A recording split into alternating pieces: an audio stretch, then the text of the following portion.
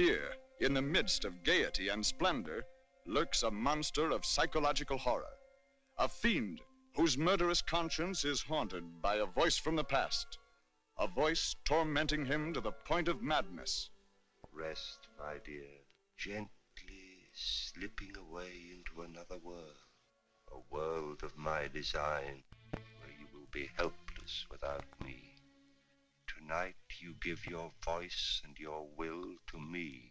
Starring the lovely songbird of Phantom of the Opera, Susanna Foster, the terrorizing star of Arsenic and Old Lace, Boris Karloff, and a romantic new star acclaimed for his role in Dragon Seed, Turan Bey, with June Vincent, George Dolenz, Gail Sondergaard, Thomas Gomez, Jane Farrar, Ludwig Stossel, and ballet and chorus of 100.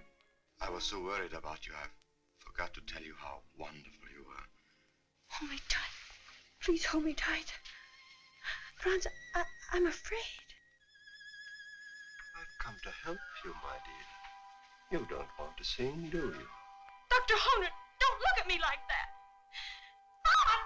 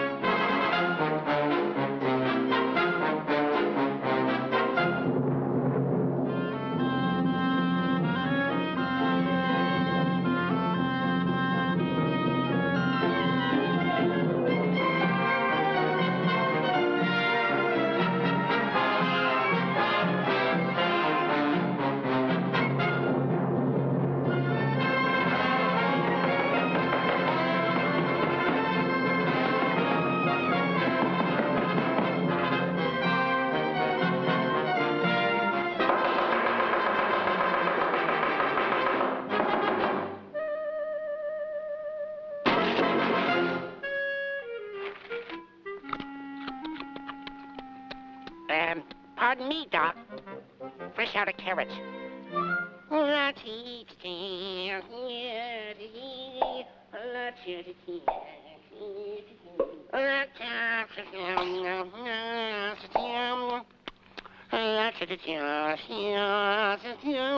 Low bridge. I live here. It's my home. Such as it is.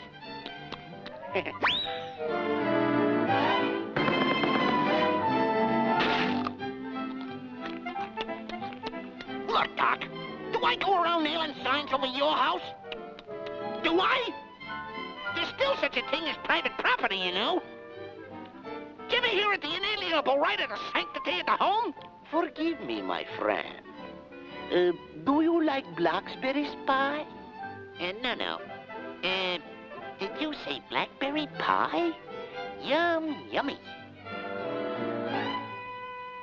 We'll have some. What a dumb bunny. Of course you realize this means war.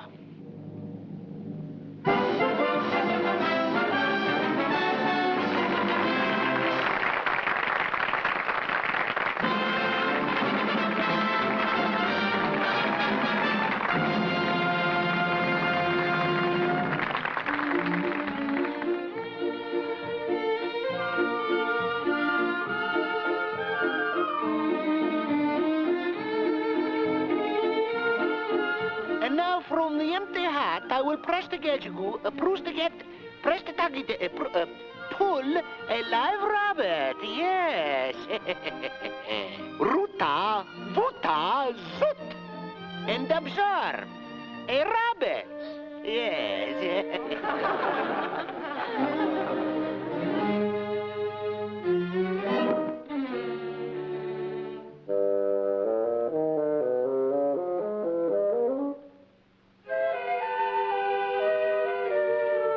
Guess who? You. Yes, me.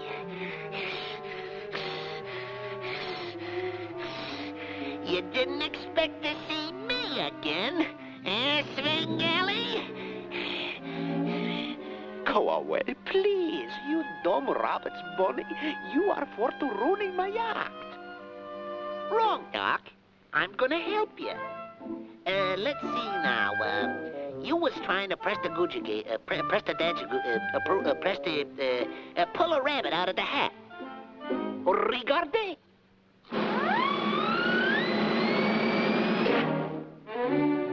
Ruta, vuta, zut.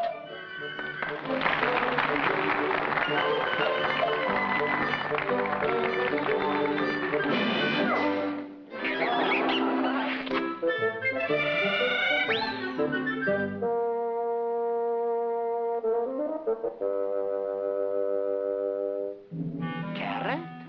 Oh, yes, yes.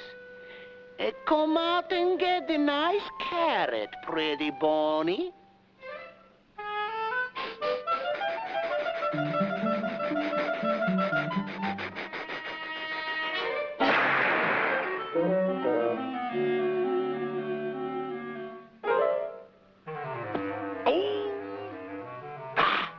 I got him. On the contrary, I've got you.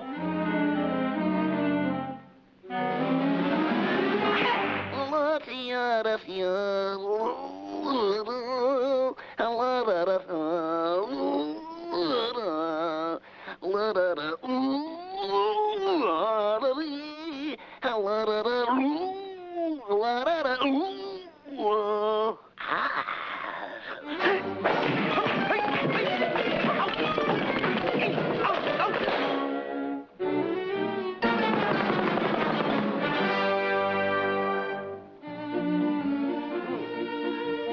Ladies and gentle peoples, for my next illusion, I will require the assistance of a small boy from the audience. I shall be happy to assist you, sir. I shall now attempt to run razor-sharp swords through the basket. There's nothing for to fear. It's a trick. The swords do not penetrate. No.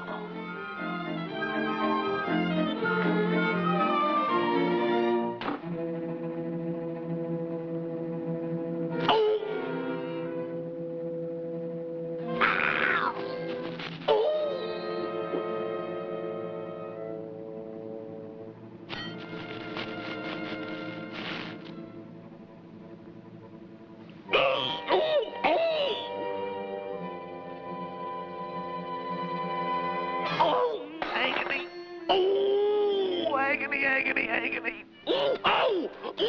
Does it hurt very much, sonny boy?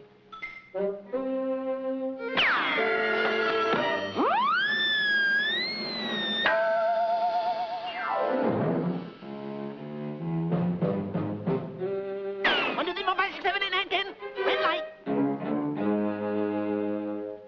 1, 2, 3, 4, 5, 6, 7, red light. 1, 2, 3, 4, 5, red light. 1, red light.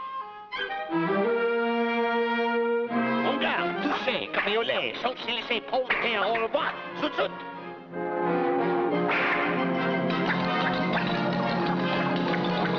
What a performance, D'Artagnan! What a performance!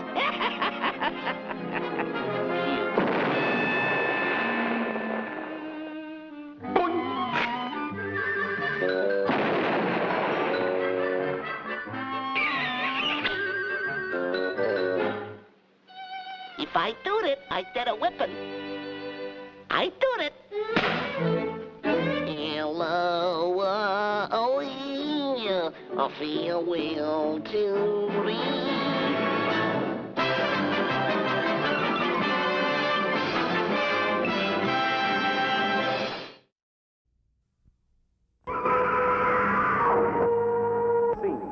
Comes the experiences of a she-creature.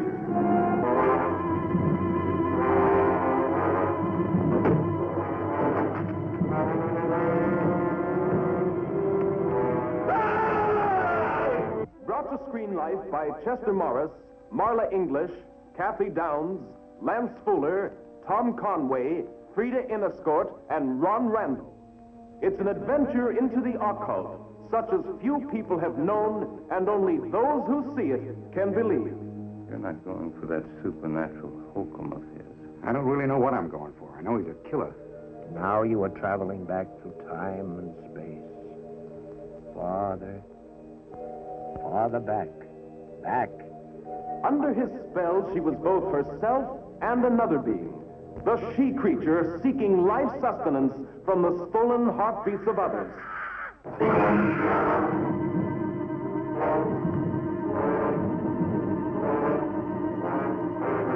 She was a woman born to be loved, and two men wanted her. One, a man whose powerful mad mind controlled her every reflex except her love. No. The other, willing to fight any odds for her love. You've been living in shadows. I want to bring you back to life. Society dances to hide the hysterical terror caused by their sudden intimacy with death. Forever closer comes the she-creature. You'll never forget.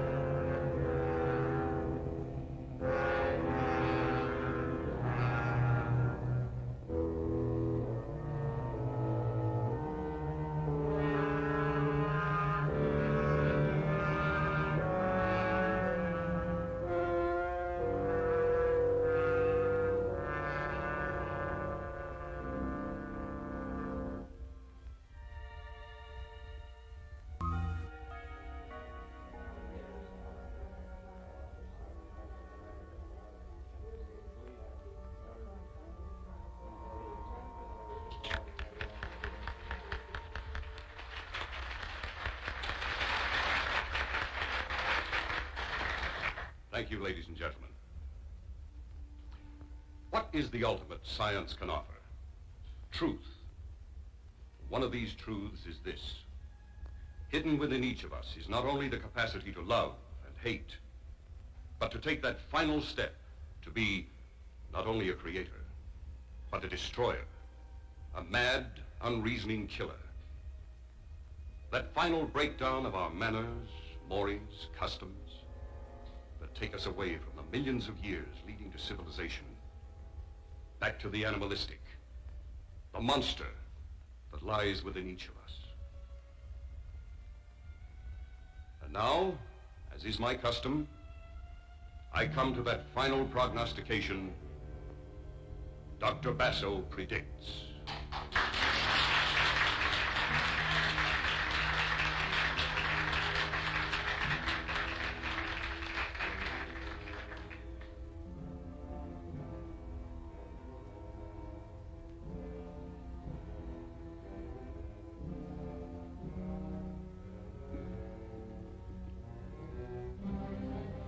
Powers of the atavistic and extrasensory perception, I call on Dorina for a prediction.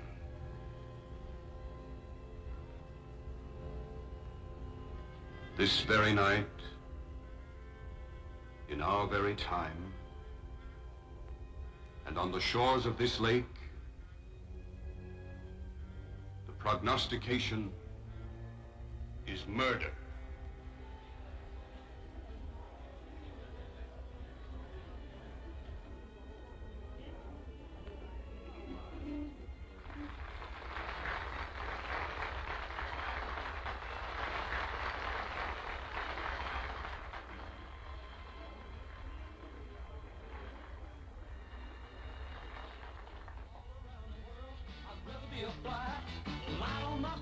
Stay with her till I die. With a toothpick in my hand, I dig a 10-foot ditch and run through the jungle fighting lions with a switch because you know I love you, baby. Yeah, you know I love you, baby. Well, if I don't love you, baby, grits and groceries, eggs and poultry, and Mona Lisa was a man. All around the world, I got blisters on my feet. Try to find my baby, bring her home with me. You better run it to me, baby, and be convinced. If you don't love me, boy, you ain't got no sense. Because you know I love you, baby. Ooh, you know I love you, baby. Well, if I don't love you, baby, bring that groceries, eggs and poultry, and Mona Lisa was a man. Oh, love me, baby.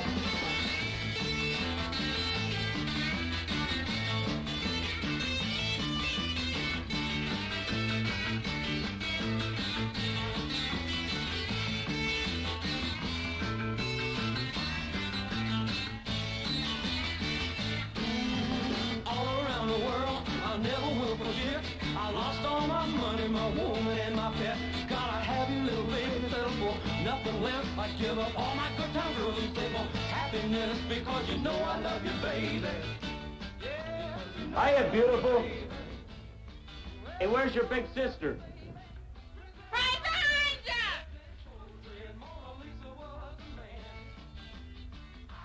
Hello, darling. Hello. You know, it's the other party you were invited to. Really? I seem to prefer this one. Are you enjoying your weekend with the Irish? Frankly, it's pretty heady stuff for a psychologist. Some of those tycoons in there, and your father included, scare the heck out of me. You want to get away from them for a while? Oh, now there's a brilliant idea. See what happens when you hang around me? I'm with you. Let's go. It's a black hooded figure. You've broken the law. Now he's on your trail.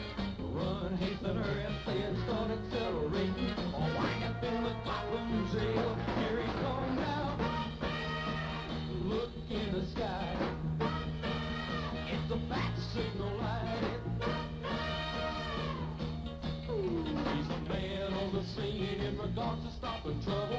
So don't participate with infractions of the law. Or rob a speed's advantage should have some apprehension when contemplating breaking the law.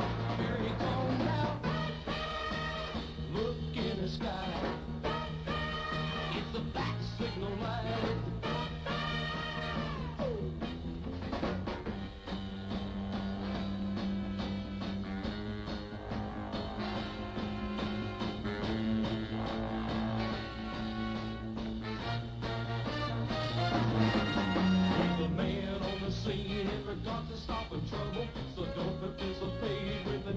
hands of the law. A robber, thieves, and bandits should have some apprehensions when contemplating breaking the law. Here he comes now.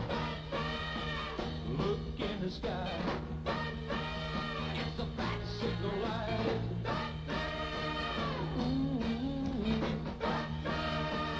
Look in the sky.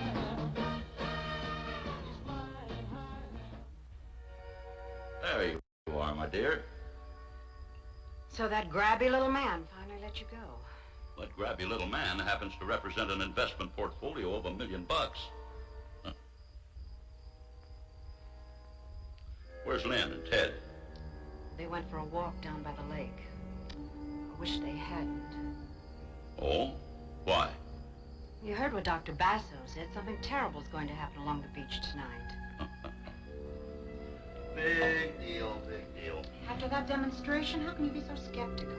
Demonstration? That wasn't a demonstration. That was an act. Purely for the entertainment of our members, nothing more. He takes a girl and puts her in a hypnotic trance and takes her back to a former life. And you're not impressed. Money impresses me, baby. Money. Not goo-goo eyes. Oh, except yours, of course. Do you know where Dr. Basso is? Nope. Not unless he, disappeared in a puff of smoke.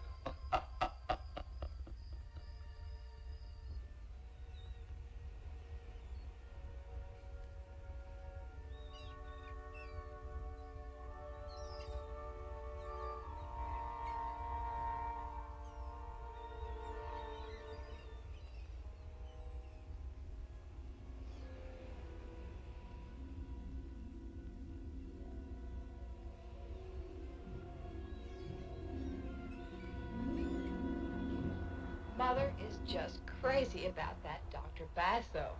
Basso? John Basso? Do you know him? I know of. He really put on a wild show tonight. A show? He took a girl back to her former life. I wish you had been there to see it. So do I. It's possible. Really? Really.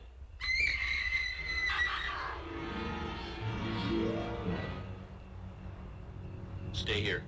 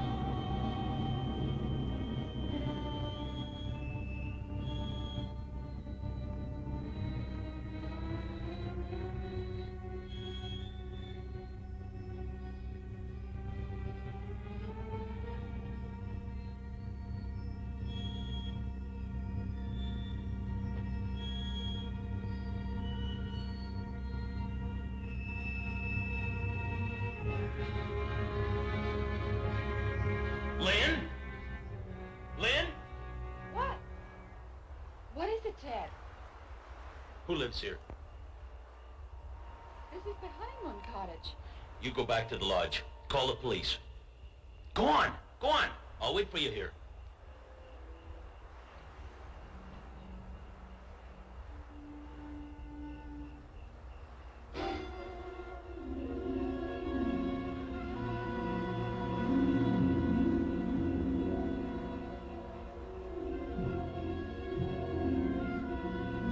Never seen anything like it. Neck broken in two, like a pile driver hitting.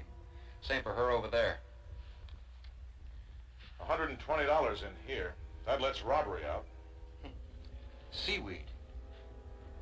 All the way to the door. carpet's wet here. See if you can find me some powder.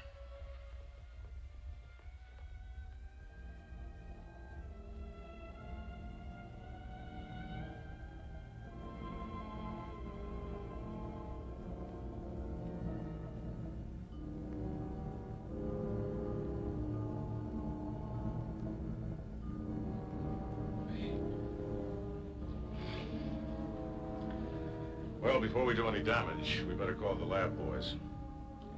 What do you think would make a print like that? I don't know, a clever man could have forged it. Do you think a man did that? You got any better ideas? No. Call the lab boys and wait for them here. I want pictures, lots of them. It may come back. What might come back? Come on. Here, have the boys rope off this entire area right down to the water. Come on.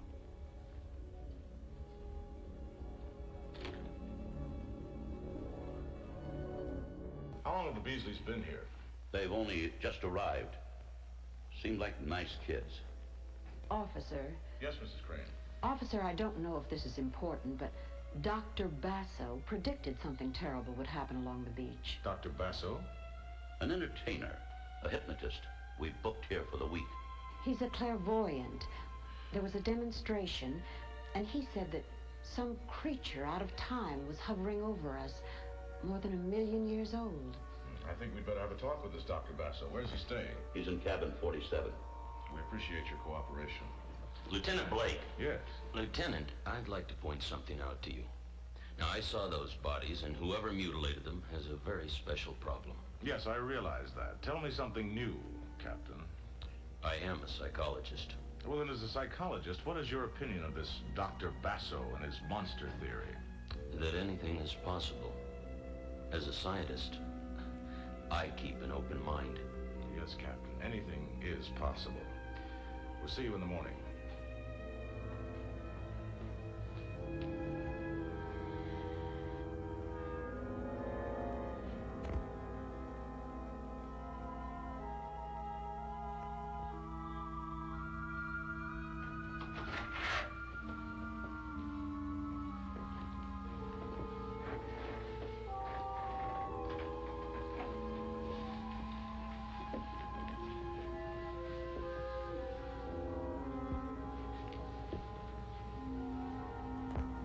You have been in a deep sleep, a very deep sleep. You will waken. You will feel refreshed. When I touch you, Dorina, you will waken. You will come back to me young and beautiful. I will touch you, and you will waken.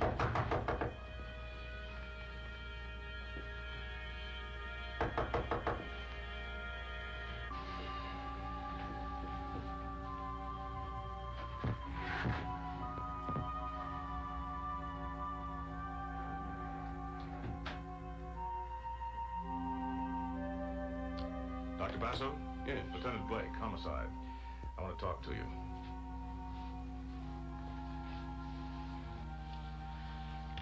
I understand you put on quite a performance for the guests tonight.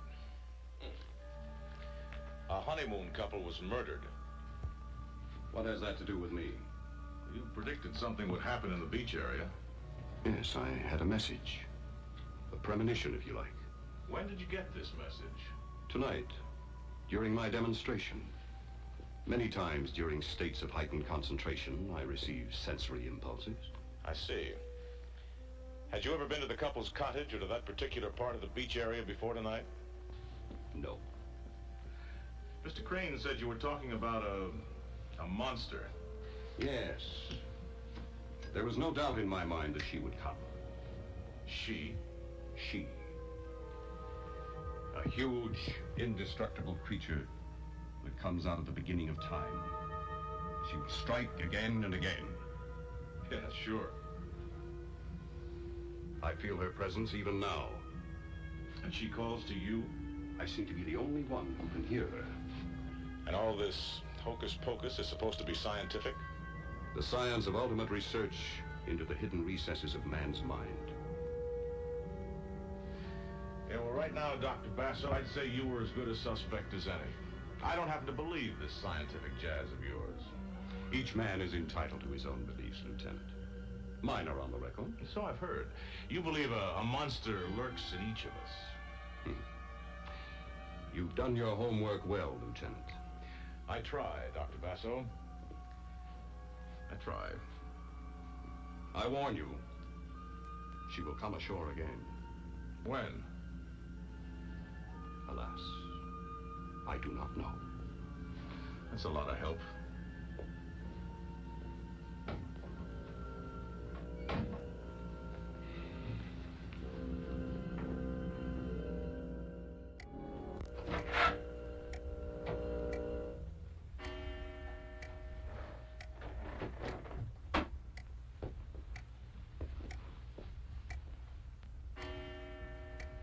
I'm back, my darling. When I touch you, you awaken.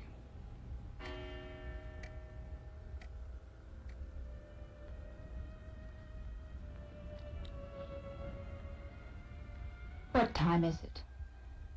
After midnight, how do you feel? You've had me in deep hypnosis, and I asked you not to do that. You were tired. You needed rest. I need to get away from here and away from you. I feel like I've been dead, and you do that again, and I'm going to leave you sitting here like a piece of clay. You will never leave me. You cannot. Someday I will. Dorina, you mustn't talk that way.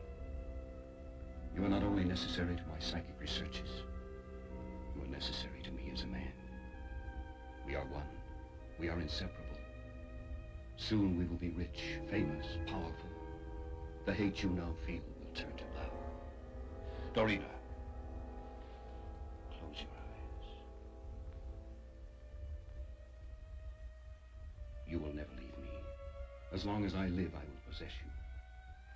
Something beyond yourself makes you need me. Do you understand? I understand. I found you in the gutter. What were you before I found you, Dorina? Nothing.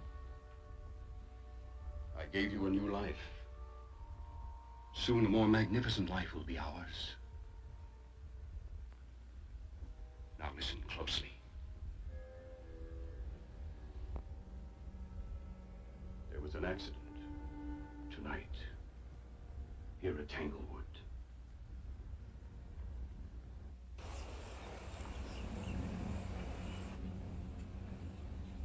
Good morning, Ted. Morning. Well, Lieutenant Blake seems to be a nice guy. Efficient. Has anything turned up yet? Nope. Some folks think Basso had something to do with it. Do you? No, of course not. He lucked out with that prediction. I don't believe in that junk. Do you? Research has proven that some people have the ability to see into the future. Precognition, we call it. Well, then, maybe he's got it. Look at that front page.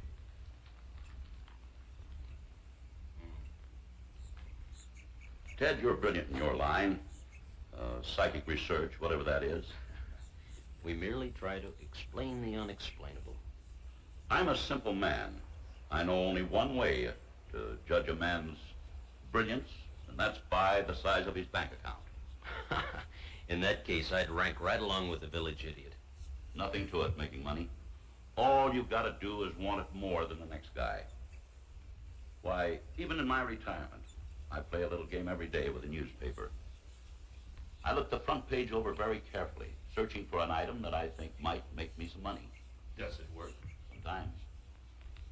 There's $1 million idea in this headline. Read the last paragraph. Beach couple found murdered. One baffling aspect of the case concerns Dr. John Basso, who calls himself an investigative hypnotist. Last night at Tanglewood, a country club resort owned by the retired wealthy investor Sam Crane, Dr. Basso predicted that something horrible would happen on the beach area. He was questioned by police, but not held. You see a fortune in that? I smell money in it, and it's right up your alley. It's yours as a wedding present. You're not serious. I couldn't be more serious. Why, we can take this two-bit sideshow man and make him into the greatest thing in the country. We'll put on a publicity campaign till everybody's talking about him. We'll manage him. We'll publish Basso books, syndicate columns, book him on the lecture tour, TV shows. Ted, there's money in this prediction. Big money. And between us, we can do it. And where do I fit in? Why, you give him the stamp of approval, Ted. Captain Theodore Dell, young psychologist, says Basso's experiment's amazing. Opens a whole new avenue into the understanding of the subconscious. Why, it's the kind of escape stuff the whole world's crying for. Look at my wife and her friends. Ted, it's a natural. Why, it'll be a lark for me and money for you. Sorry, Sam. I wouldn't touch that kind of money. Wait till it starts piling up. That'll take care of your scruples. I've been trained to fight this sort of thing, not make a living from it. You'll get the hang of it. Well, you count me out. Ted, my daughter's going to need money. I have no intentions of supporting her and her husband. Why don't you go look at the act tonight? When you see him in action, you might change your mind. You mean after what's happened, you're going to stage another one of the... Oh, sure. The show must go on. So think it over, Teddy boy. Think it over.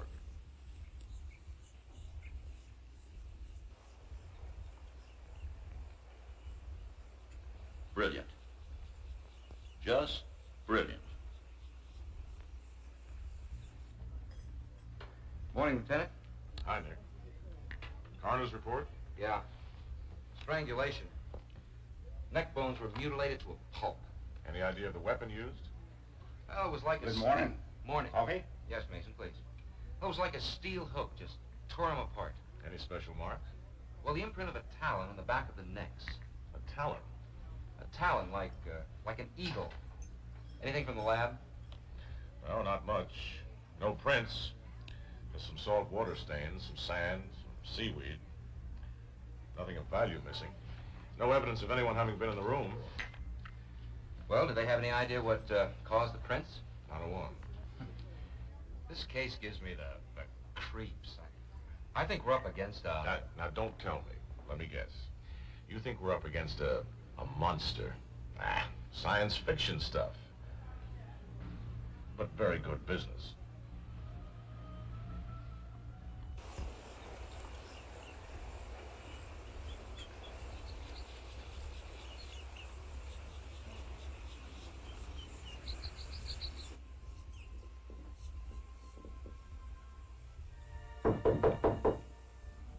Entree.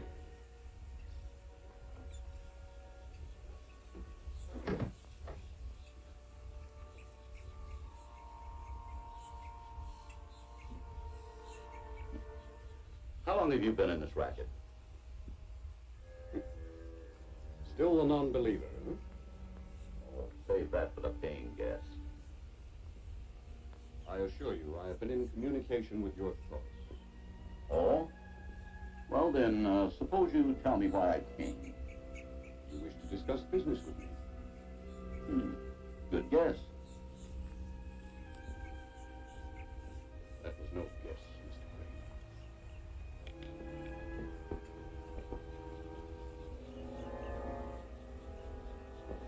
Crane. Fine, but let's not haggle.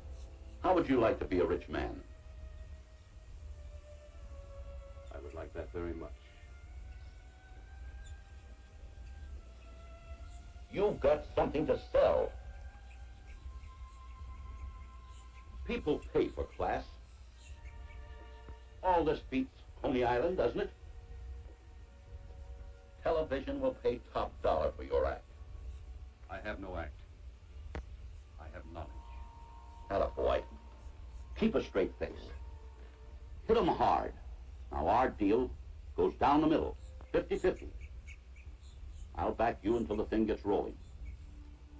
Well, what do you say?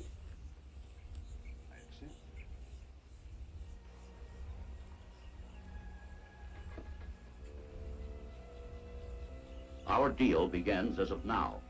We'll get the ball rolling tonight. I'm having some important people in. A newspaper man, a publisher, a psychologist, Dr. Dell. Captain Dell? The young Air Force psychologist? The same. He's a national hero. And if we can get his endorsement, we've got it made. Now play it big. Give them some more of that out-of-the-world stuff, and they'll love it. Give them more predictions, big ones. Another murder. She will come out of the lake again. And she must kill. Not a boy. Make them shiver. They should. In my hands lies a power that has been given to no other man. Boy, you are a salesman.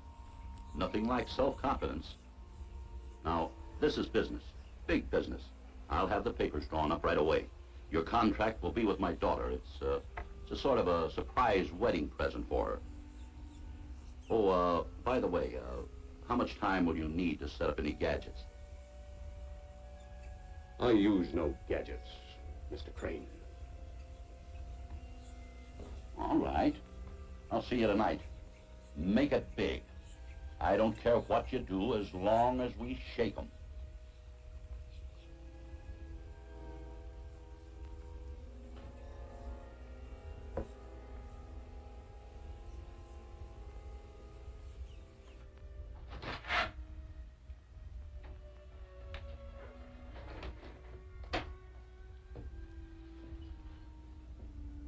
The door has opened for us, Dorina. We shall pass through it together, and your loveliness will sweep a triumphant path before us. I will touch you, and you will awaken.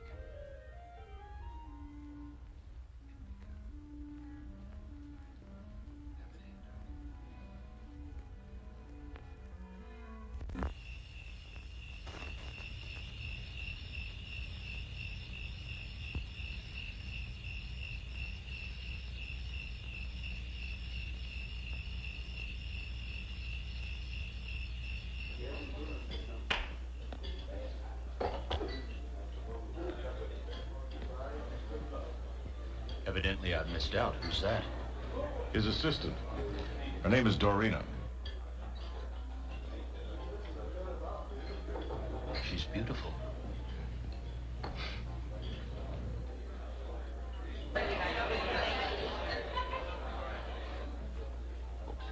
Folks, we have a very unusual act tonight. It's showtime, and may I present Dr. Basso.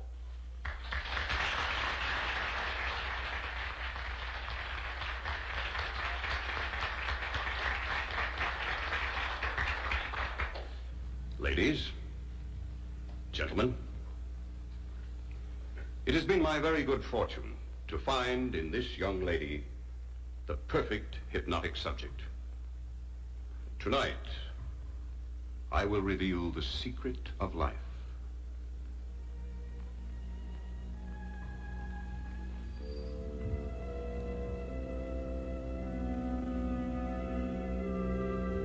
You will now drift back through time and space. You will leave your present body and journey back. She's trying to resist him. What?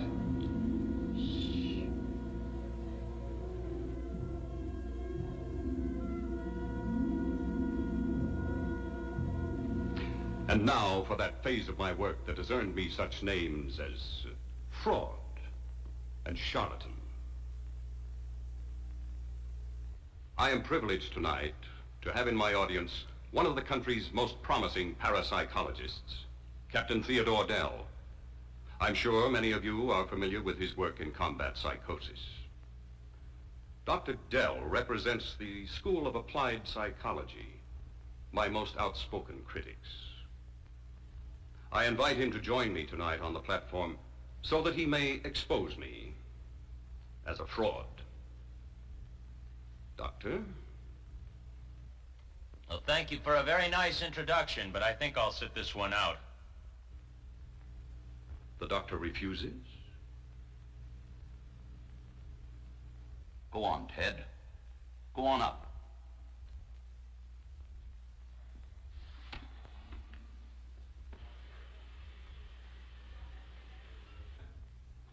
Now, you will find this most interesting. I will now prove that life is one unbroken chain, that it is endless, that we have been given continuous life, perpetual life. Tonight, I will take Dorina, an ordinary American girl, back through time and space to her former existence as Marion Rhodes. We will journey together back into history, 300 years. Would you care to question the subject?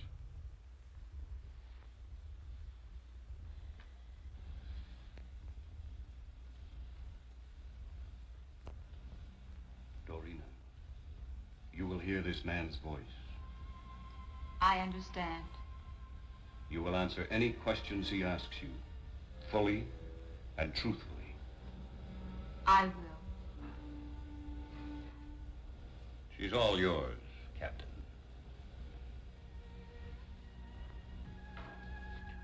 Where were you born? Chicago. Were your parents born in America? Yes. What national blood strains do you carry? Belgian, Dutch, and French. No English. No. Did your parents or your grandparents ever live in England? No. Have you ever been to England? No. Have you ever been especially interested in English literature or history? No.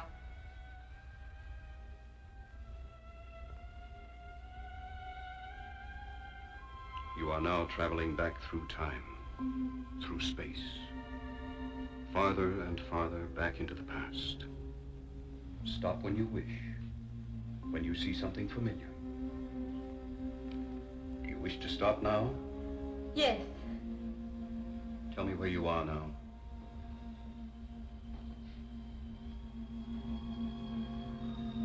In my father's study. What is your father's name? Ronald Welford Rhodes. Where is your father's house located? Oxenham Road in London. What is your name? Marion Ann Rhodes. And the day and the year? Sunday, October 12, in the year of our Lord, 1618. You are smiling, Marion. Why? Captain Anthony Meade is due, and he's going to ask for my hand in marriage. You will hear another voice, Marion. You may answer that voice. The year is 1618. Who is your reigning monarch? James. Is he a beloved monarch? No. Hated. Feared. Who is Sir Edward Coke?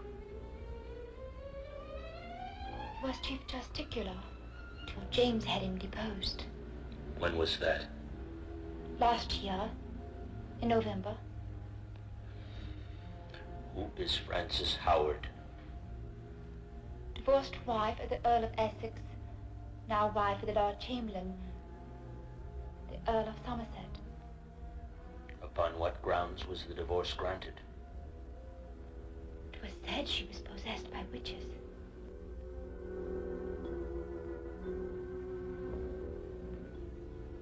Remarkable? Impressive, but hardly convincing. I have shown you one phase of my work. Marion Rhodes has related names and events that can be validated. But there are still more frontiers to be explored. However, the demonstration is over for tonight.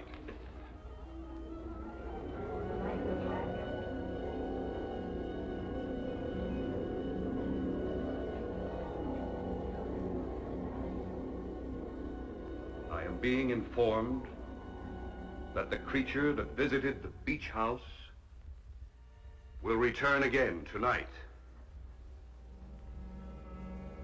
I'm sorry, ladies and gentlemen. Dorina's very tired. She needs rest. So if you will please excuse us.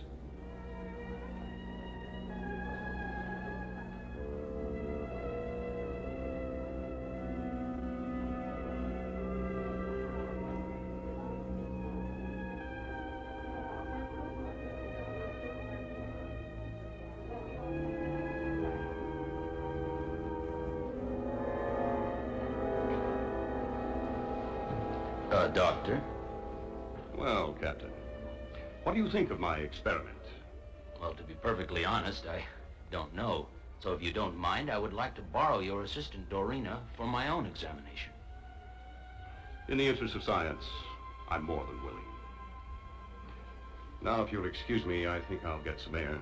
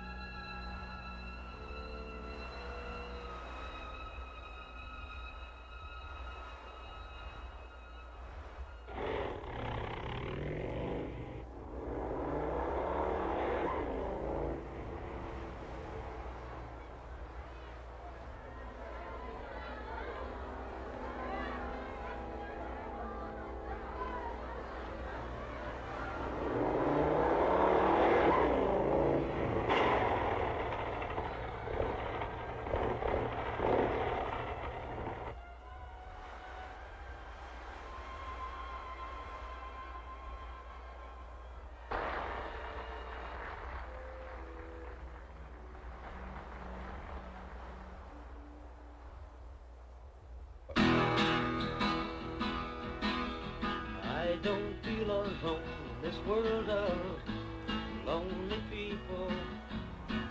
I'm sure I've found just where it's at.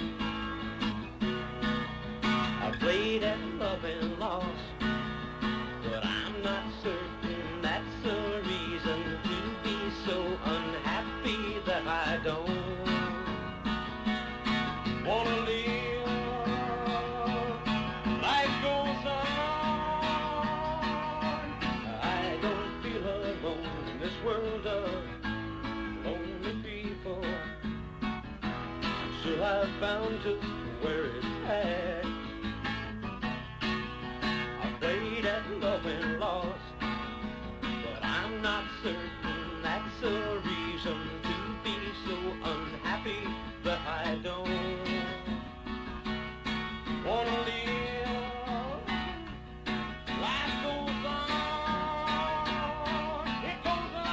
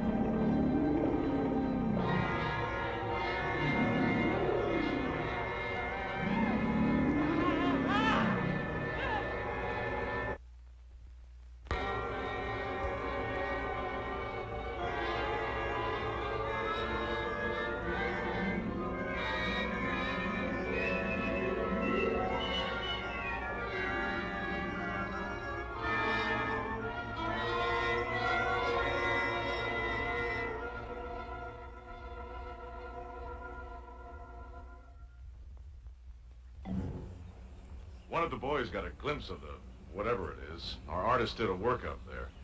Ever seen anything like that? No? Possibly fear of the unknown coupled with some strange sound made him think he saw that thing when all he really saw was a patch of fog. Possibly. You're not much help. Lieutenant, stop fighting the truth.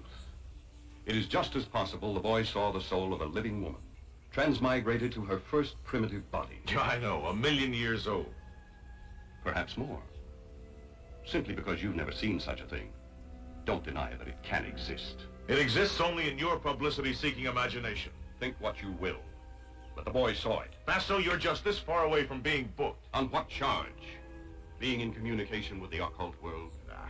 Lieutenant, because of my publicity-seeking imagination, I find myself with an extremely heavy schedule. So if you don't mind, I will excuse you.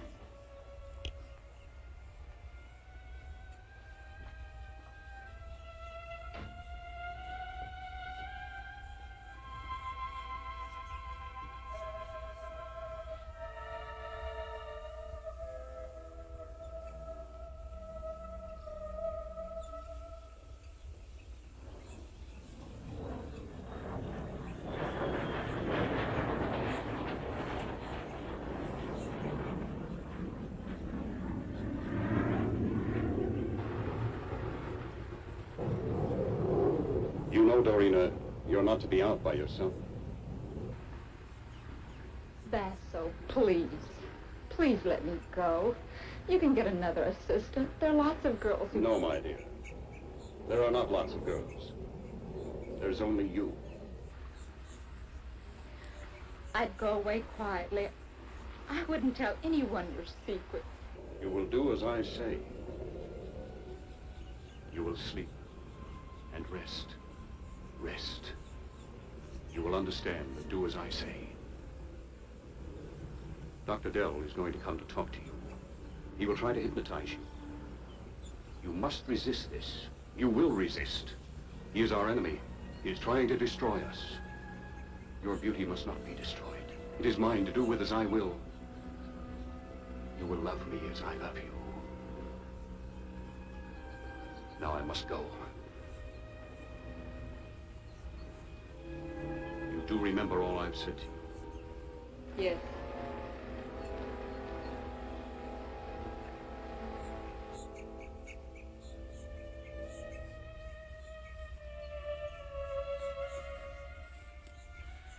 Good afternoon. You, certainly picked a hot spot for our first session. You know, I'd hoped to place you under hypnosis, but I hardly think this is the place. It wouldn't do you any good. You can't hypnotize me. You've been instructed to resist me. I see. Look, you must understand, I want to help you. Get you back to a real life. You've been living in a shadow. Just ask the questions, Doctor.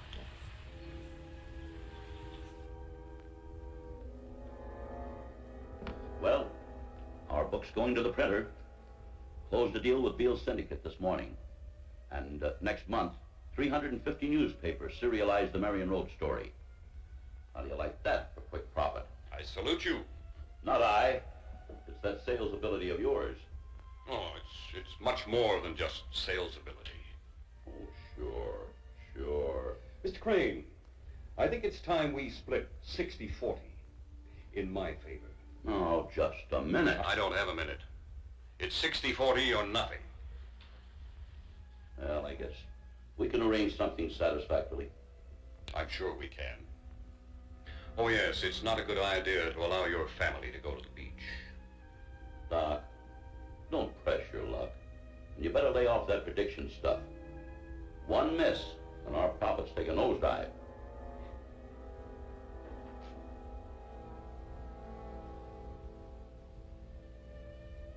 I'm certain our good fortune will continue.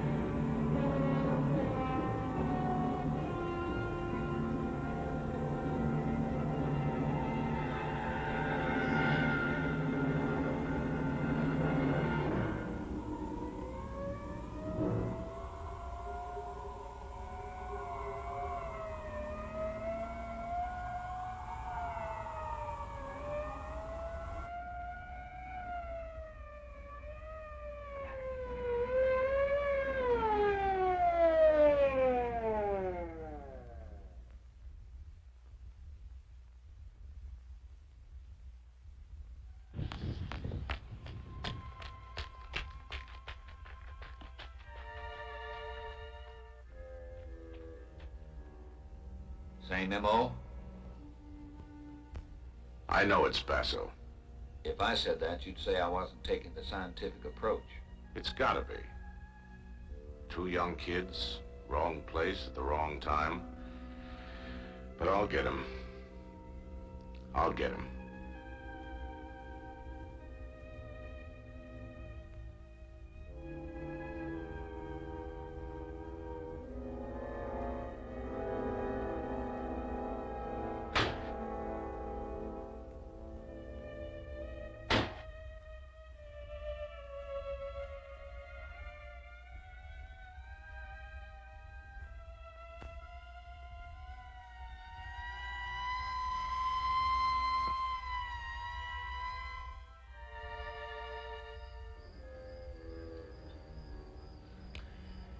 Were you asleep when it happened? The last thing I remember was Dr. Basso saying good night. Had he put you into a deeper state of hypnosis? Yes, he said I needed the rest. Do you remember anything after he put you into that state? Nothing. It's like I've been dead. How do you feel now? Very tired. As if I've been doing something very strenuous. Strange. I would think that, well, you'd feel rested. I know I should. I never do. Ted? Well, go on. There's something wrong with me. I have the ability to kill. Most of us do. I don't mean that. There's something else. Can you tell me? No. You do know that you have to get away from him. You need to be weaned away from him. It'll take time. It's like getting rid of an infectious disease. Why are you wasting your time on me? Am I? Wasting my time? Yes. May I?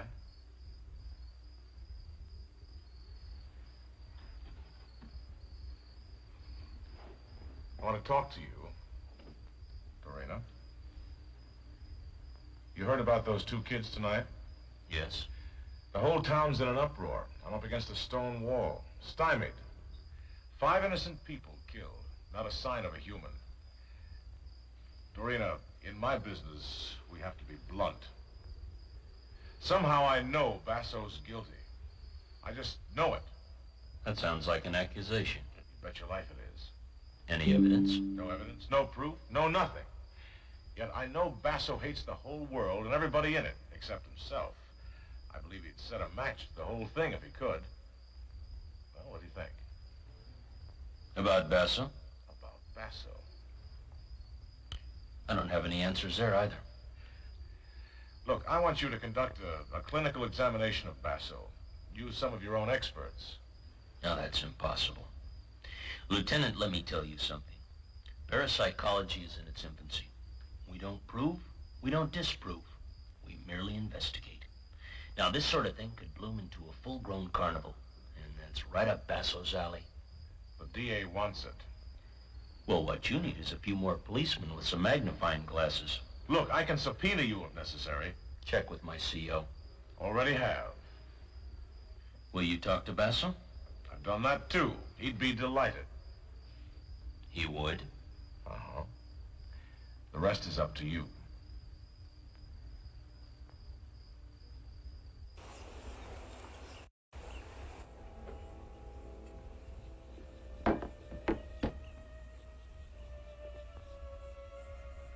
That business last night I didn't like. It was terrible. It was coincidence, wasn't it? You want it to be coincidence? Of course. You will never believe. You brought the new contract?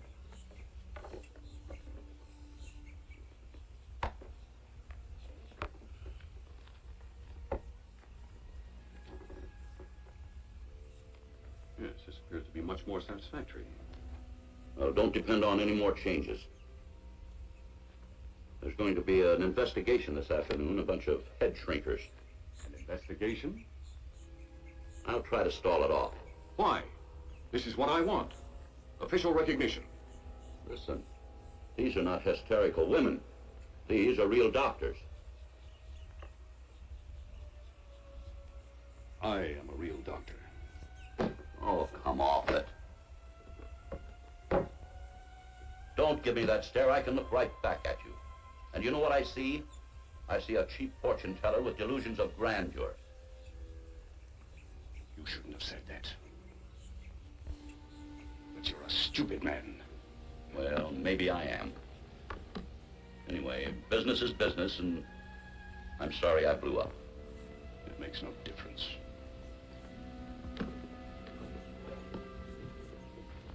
I've got some television people in tonight for the demonstration.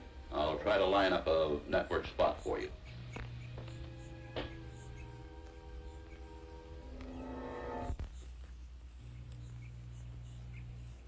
You have relived part of your life as Marion Rhodes. Now you may rest. You will go into a deep sleep.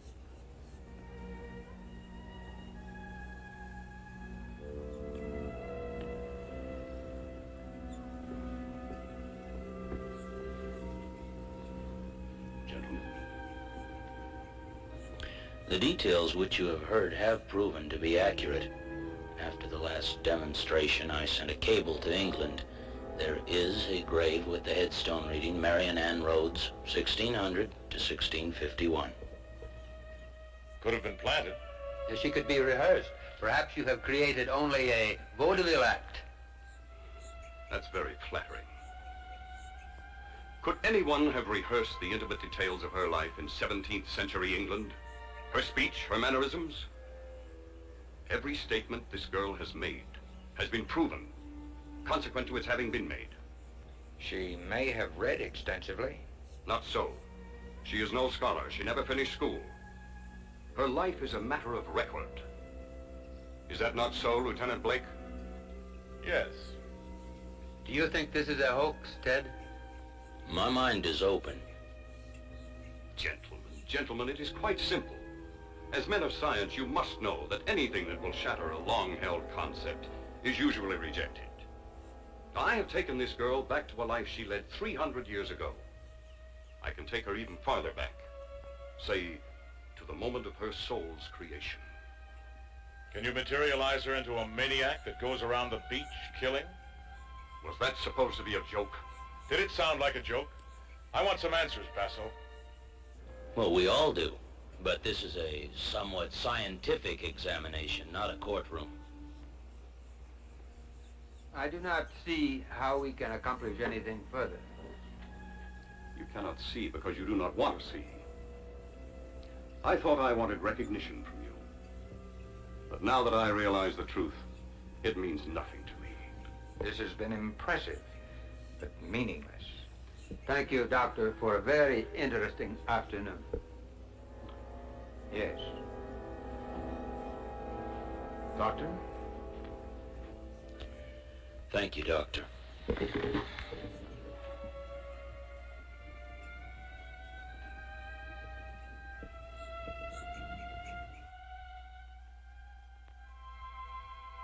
And what I said about Basso still goes. But it's still just an opinion, Ted. I know. But it's still one of the best opinions around. What is it you want me to do? Get rid of him. Good evening, stranger. Lynn, Ted thinks that we should dissolve our business with Basso. It'll make $1 million. It's a nice nest egg for you two. Thanks for the offer. I'm sure I'll never have another like it. What's gotten into that boy? Here now. Everything's going to be all right.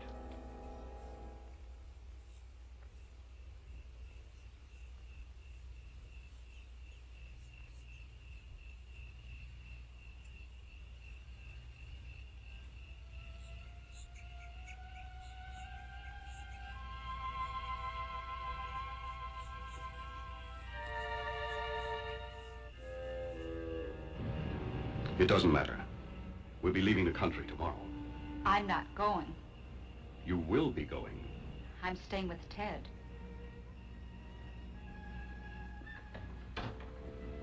You will do as I say. Oh, no. I found the strength to resist you. Ted's given it to me. If I were not confident of our love, I wouldn't allow Dr. Dell to see you. You are mine. No one will ever take you away from me. You are mine, and I am yours. You do understand that, and believe it. Doctor! Mr. Crane. Everybody's here. I have some very important people I want you to meet. They're interested. Wait here.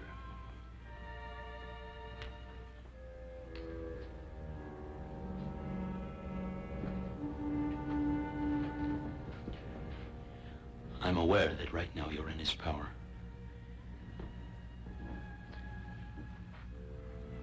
Dorina, if you can hear me, let me know. You must realize that even now you have the power within you to resist him. I'll help you. Together we'll fight him. Dorina, if you can resist him publicly, he'll have to let you go.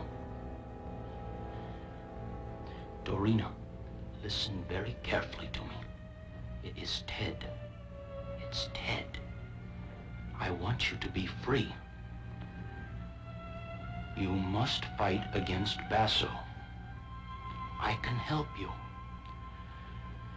As he speaks to you, my own thoughts will join with yours. Good evening, Captain. Good evening.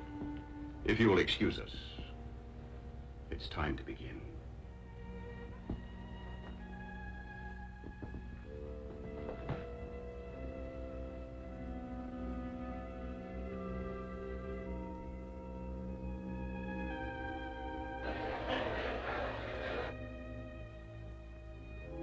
May I present Dr. Basso?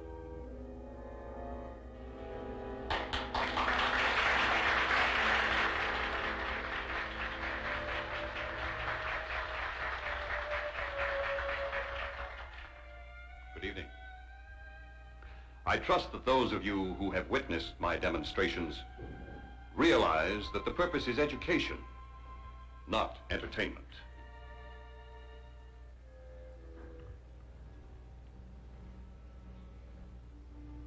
You will close your eyes in a deep, refreshing sleep.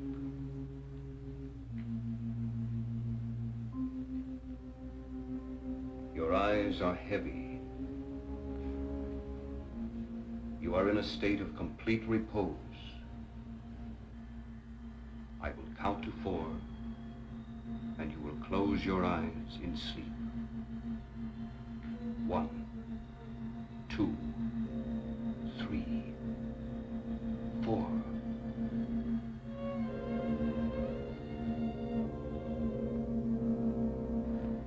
My subject is not herself tonight. She is too tense. You are tense. Relax. Relax.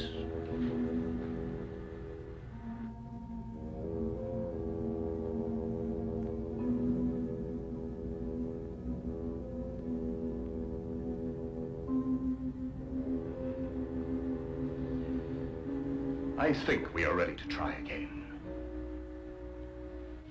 You want to sleep. You are very tired.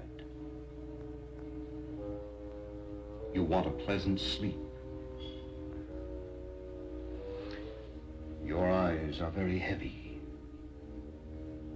You are falling into a deep sleep. I'm talking to you, Dorina. Where were you born? Where were you born? Is everything all right? What's this all about, Crane? It's part of the act.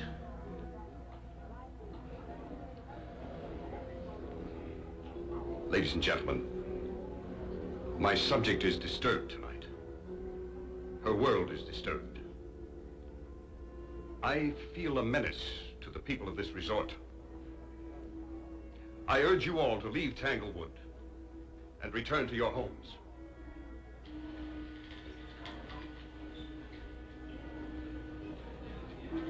Give me your attention, please. I'm Lieutenant Blake, Police Department. I want everyone to do as Dr. Basso says, in an orderly manner. Now, go to your cars. When everyone is in a car, leave together. Stay together. I have men all along the road. Let's go.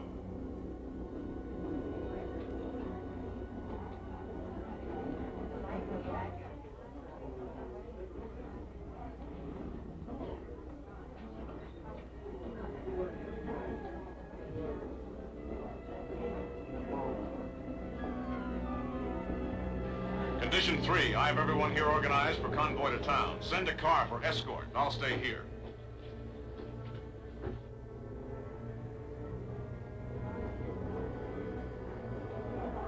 Hasn't this thing gone far enough?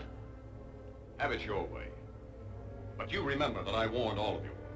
All right, now bring her out of it. Are you ordering me? Bring her out of it immediately. Suppose you get her out of it yourself. You pretend to be the expert.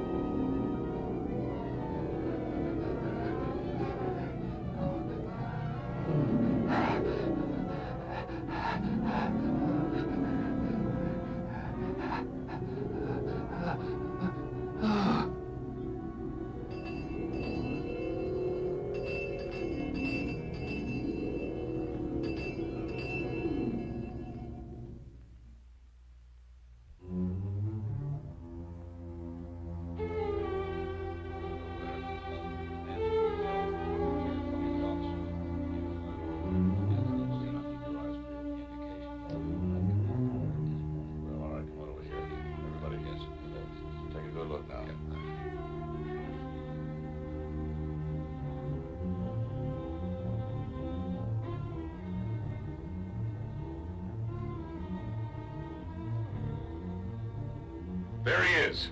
Get him.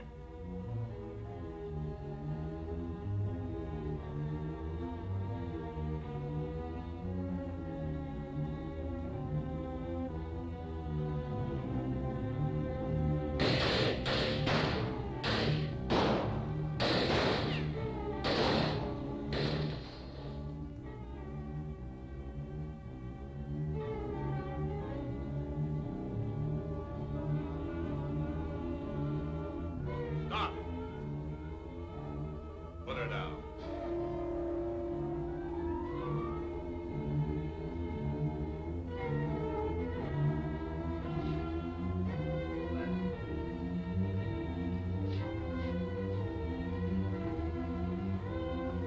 Stand away. Dorina and I were together, at least in spirit. Your interference made her waver. You killed that spirit. What do you gain by killing me? The worst you can be charged with is accessory to murder. I gain the satisfaction that the one who shattered my world pays for the offense. No! No!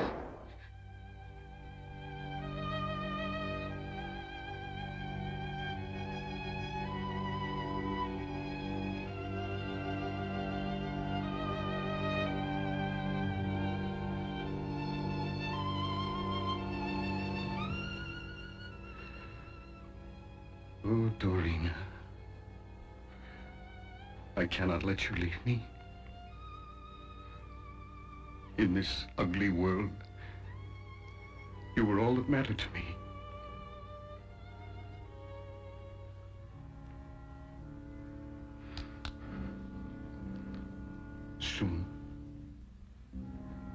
Soon we will be together. In spirit. Again.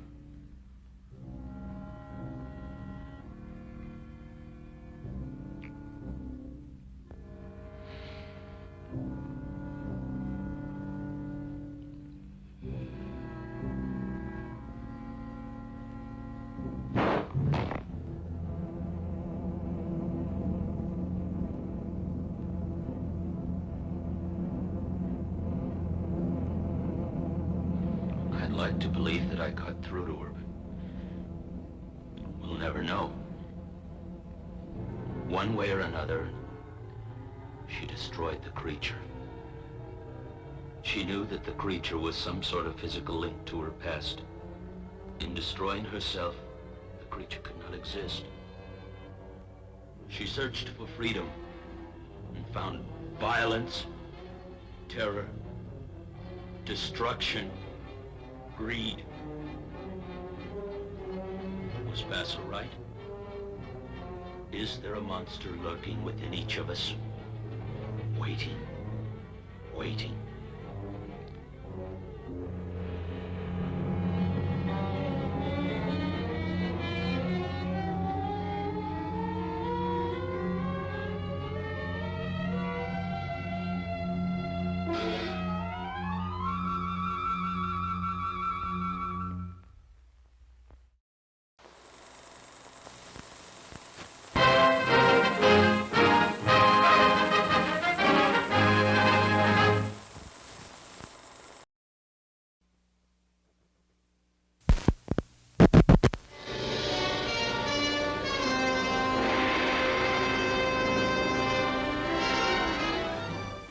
Be too sure of your answer.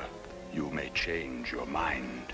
The inner sanctum has a story for you of hypnotic horror in which murder is done by the mind. This man's dead.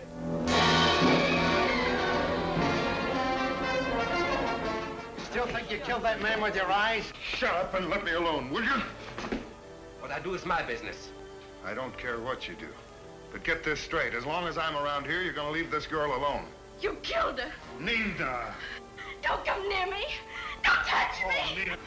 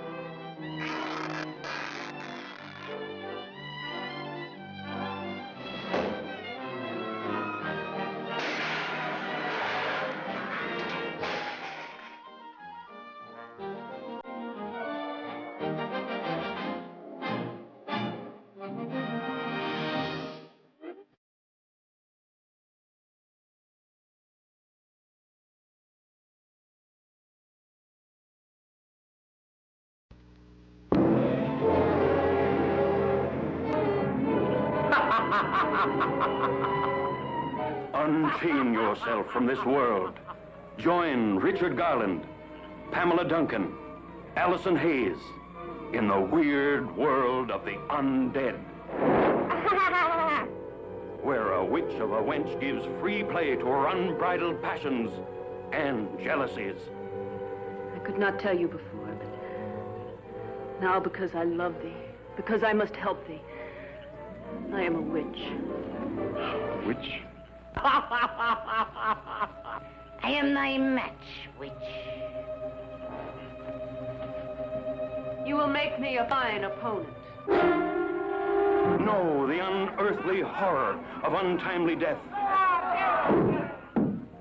Face burial alive by the unfrocked monk who makes merry jests while burying the undead. Jack Sprat would eat no fat, his wife would eat no lean, and so betwixt the two of them, they licked the coffin clean. See the tortured undulations of the unwanted virgins. Experience the unbelievable.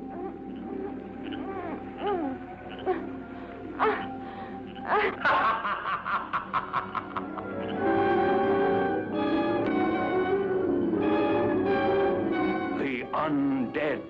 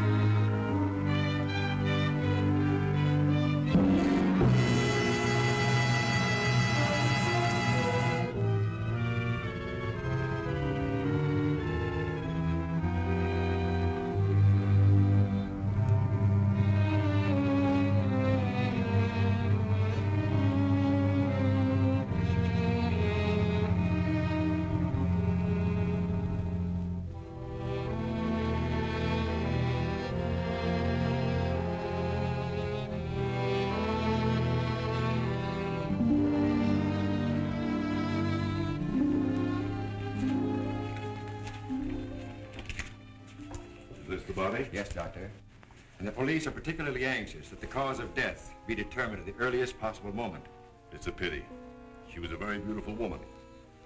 One hates to perform an autopsy on a beautiful woman. But you've no other choice, Doctor. Most unusual. There are no marks of violence on the body. What do they suspect? Poison? Have they any idea? My understanding is, Doctor, that the authorities are entirely at sea as to how she was killed. They know why, but, and they also have the fellow who killed her. But... Yes, that doesn't matter. That's none of our business. Our business is to find out what killed her.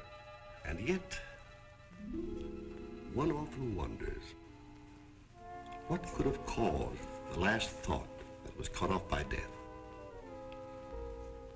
If it was spoken now, what would it be? Yes, you're here. You found me at last. But you know if you kill me, I warn you. Don't come and outstep. No, don't, please. Don't! No, I told you I didn't want the bandage. Why, Laura? Why are you so opposed to the bandage? Does it remind you of something, perhaps? What do you mean? Oh, nothing, Laura, nothing. Now, won't you lie down again and let me complete the examination? You're a sick girl, you know, in a highly nervous condition. I want to know what you meant by saying the bandage reminded me of something. If you don't know, how should I? You don't fool me for a minute, Doctor. I know how you feel about me. Do you, Laura? Then I wish you'd tell me, for I don't know. I don't know how I feel about you at all. You're clever, Doctor. But I'm wise to you and that fool of a son of yours. How long have you been married to Ward now? Too long. And why don't you give him his divorce? He's asked you often enough. I'll give him a divorce when I'm good and ready. I see. I'm not afraid of anything he can do, or you, or anyone else. What's that? Your heart's beating like a trip hammer. I must warn you that this high state of nervous tension... What's that noise?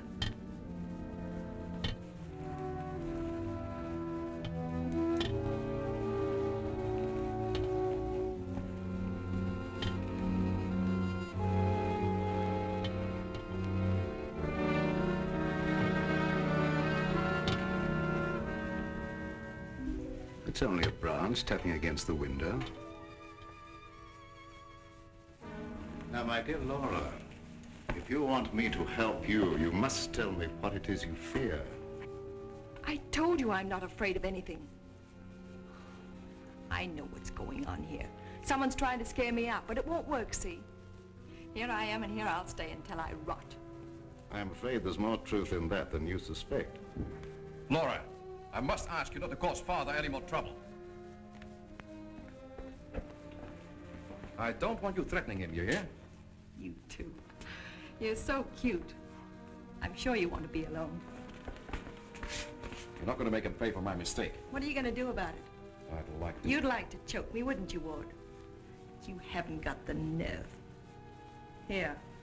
This is the only thing you ever gave me. You can have it back. She's right. I gave her this when we were married. It's the only gift that ever passed between us. Ward, what do you propose to do about Laura? What can I do? She won't leave me. She won't give me a divorce. Well, things can't go on this way, you know. Dad, what is the matter with her? What do you think is wrong? I don't know. She wasn't this way until she began getting those letters from abroad, you remember?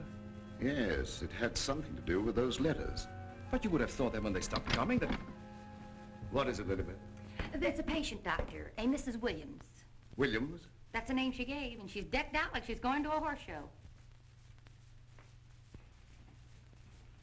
I can't see anyone today. Ask her to make another appointment. Dad, please don't let what has happened interfere with your practice. Oh, very well. Send her in a few minutes. Sure, Doctor. Oh, yeah, that Bill Raymond's waiting. Do you want to see him? Who's he? That private cop who's always hanging around just hoping somebody gets murdered. Oh, yes. He's probably come for his check. Take care of it, will you, Ward? Yes. Elizabeth. Yes. This for you. Gee. Thanks, Mr. Roaring. But this belongs to Mrs. Van E, doesn't it? Not anymore. It's all yours. She won't get sore, will she? I don't want to have any trouble with her. You know how she is. I know. We all know Elizabeth. And I want to thank you for your patience. Run along now, Lilibet. Yes, Doctor.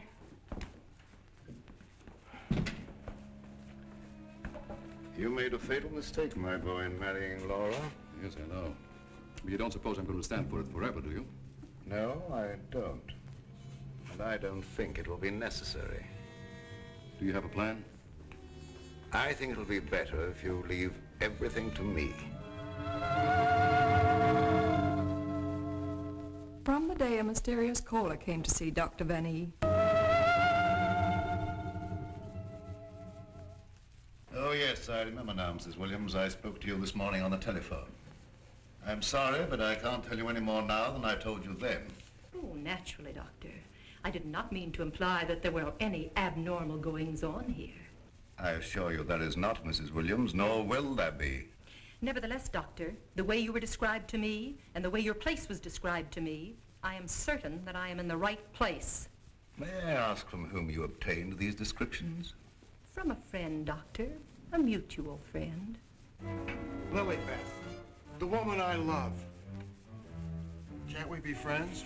Stop tracking your big flat feet after me wherever I go. I've got things to do. Oh, gee, it's wonderful just to see you around, busying yourself, the little housewife. I never knew the cop who didn't love to stand around and watch other people work.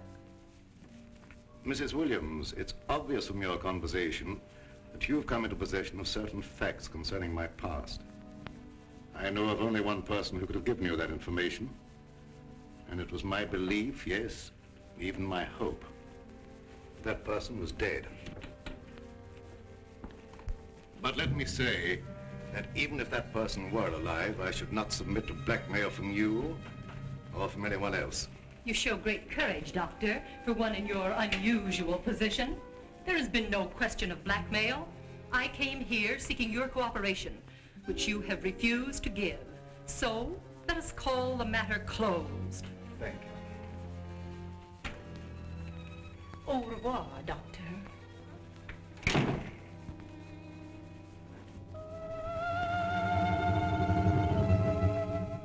Then came this sinister pair.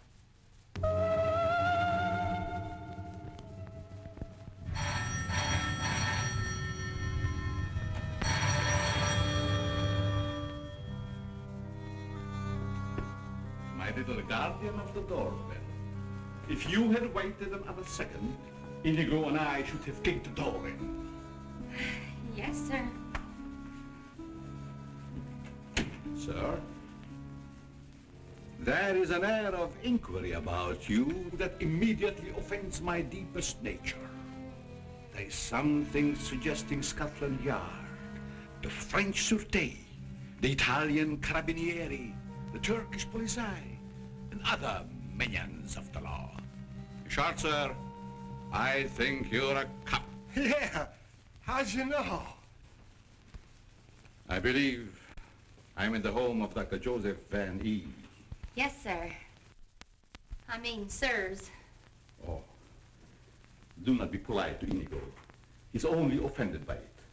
Run along, Inigo. Make yourself at home.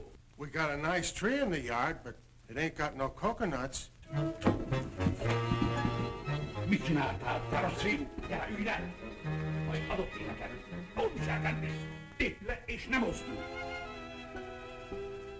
My little friend Inigo is deaf and dumb.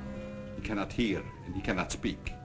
But he reads the lips, and I would advise you to say nothing to annoy him. For his temper is short, indeed. This, I presume, is Dr. Van E.'s private office. Yes, sir. But I really should announce you. My dear girl, if I allowed myself to be announced, I doubt I would be received anywhere. I'm sorry, really I am, but the doctor won't see anybody without an appointment. Appointment? I have had an appointment with him these 20 years. He will see me. Doctor, someone's coming! My dear doctor, truthfully can it be said that your house is your castle, protected by your countless slaves? So it is you, Leonard. I was warned you might appear like one of your own illusions out of nowhere. My dear Joseph, you have not changed a bit. Have you met my friend, Mr. Raymond? Raymond? Oh, Raymond. No doubt a relative of the great magician of the same name. Mr. Raymond is our private patrol officer. He keeps an eye on the premises for us. And other comings and goings. A very good idea, my dear Joseph, to have a private bodyguard at your beck and call. Well, you fellas are old friends, I can see that. Oh, yes. Old friends. Well, then maybe you'd like to be alone to talk over old times. A very good suggestion. Thank you, Mr. Raymond. I won't be far away, Doc. Well, so long, Mr. Leonide. Don't pull any more little men out of your hat. Well, Leonide, what brings you to me after all this time? The long arm of coincidence, my dear Joseph. Simply the long arm of coincidence. Aren't you glad to see me again? No, I can't say that I am. You with your foreign background and I, what have we two in common? Always truthful, Cousin Joseph. As when we were young men. You might have said no and saved your career. But you prefer to tell the truth and ruin yourself. What do you want here, Leonide? A few days' hospitality, my dear Joseph. Nothing more. Is that too much for one cousin to ask of another? Remember, we agreed not to think of each other as cousins again, Leonide. Bygones, my dear Joseph. And I'm willing to forget. And I suggest that you do the same. You've grown older, Leonide, but there may be something in what you say. I'm not one to hold a grudge. But don't do anything that will make me regret my action. You have my promise. Now, if you will show me to my room. Oh, I should say, I have a traveling companion from whom I am inseparable. Who? Inigo, a dwarf, one of the little men. He became very much attached to me when he lost his master. You do not object? What good would that do? How true. Very well. You may have the room next to my daughter-in-law. I know you'll like that. Oh, yes. The lady, who I'm told has an utmost horror of having her eyes blindfolded. A phobia of most interesting origin, I dare say. Something to think about. That night, my husband questioned Leonard about my past.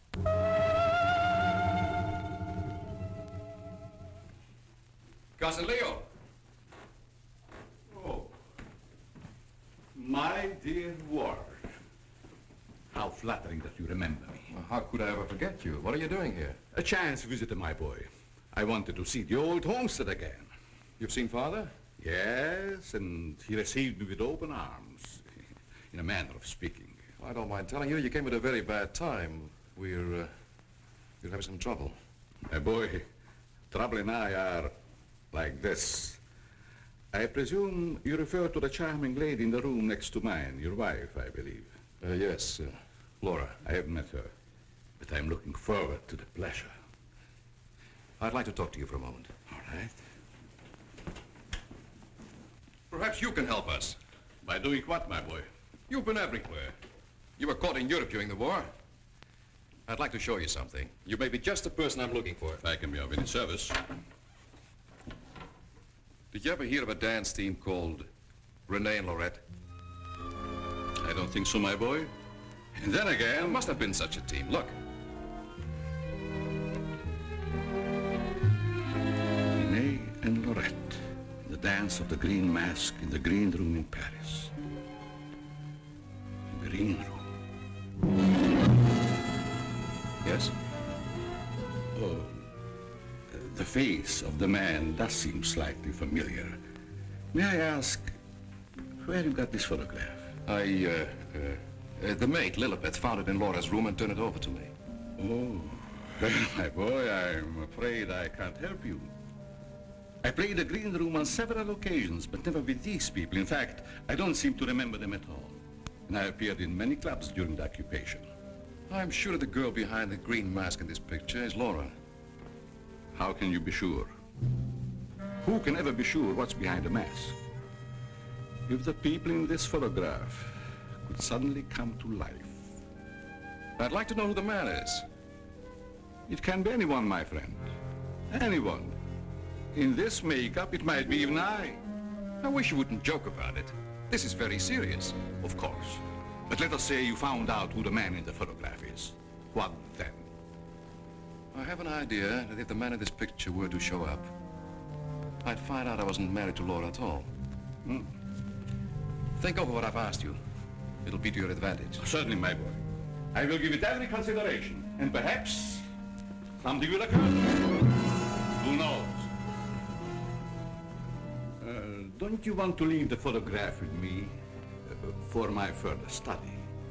It might be the very incentive that my memory needs. No, thanks.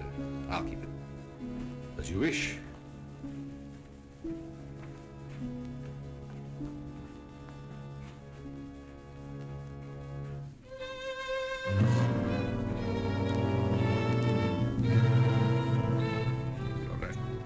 Lorette. I'll make a bet the man in green will get you yet.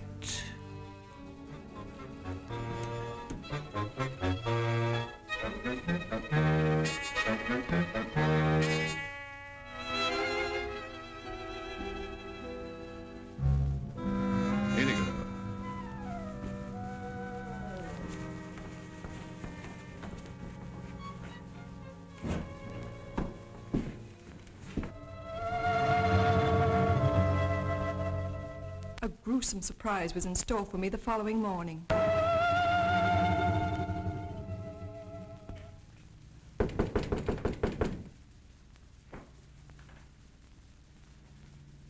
Who is it? It's me, ma'am. What do you want? The afternoon mail. You wanted to know when it arrived. Was there anything for me? Yes, ma'am. Put it under the door. I can't. It's a package.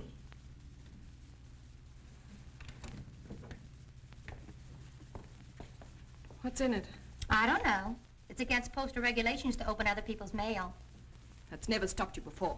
I'd like to know what you mean by that remark, ma'am. Oh, shut up and get out. Don't you want me to help you open it? No, I don't. Get out. It's addressed to you in green ink with a warning. Look out for the man with the green mask.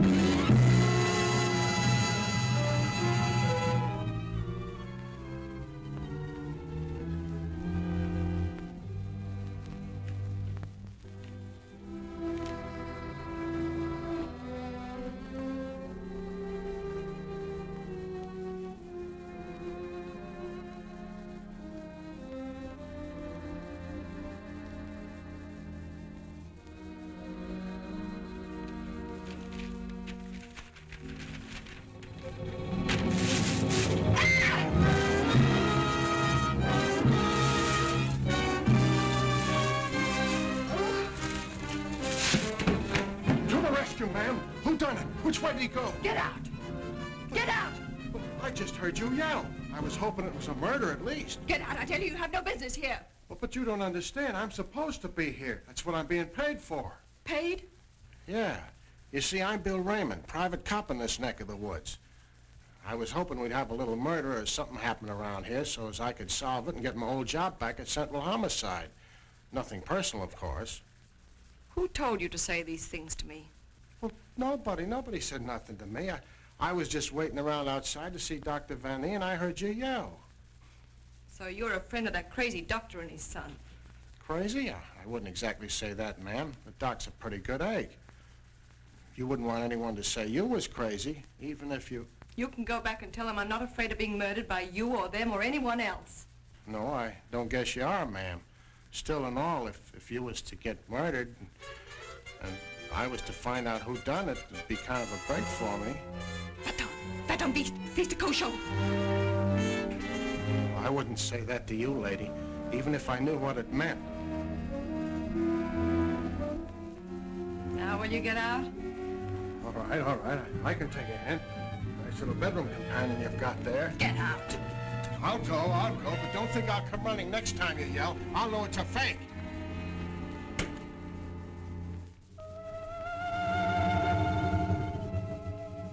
I became afraid and my mind started to crack.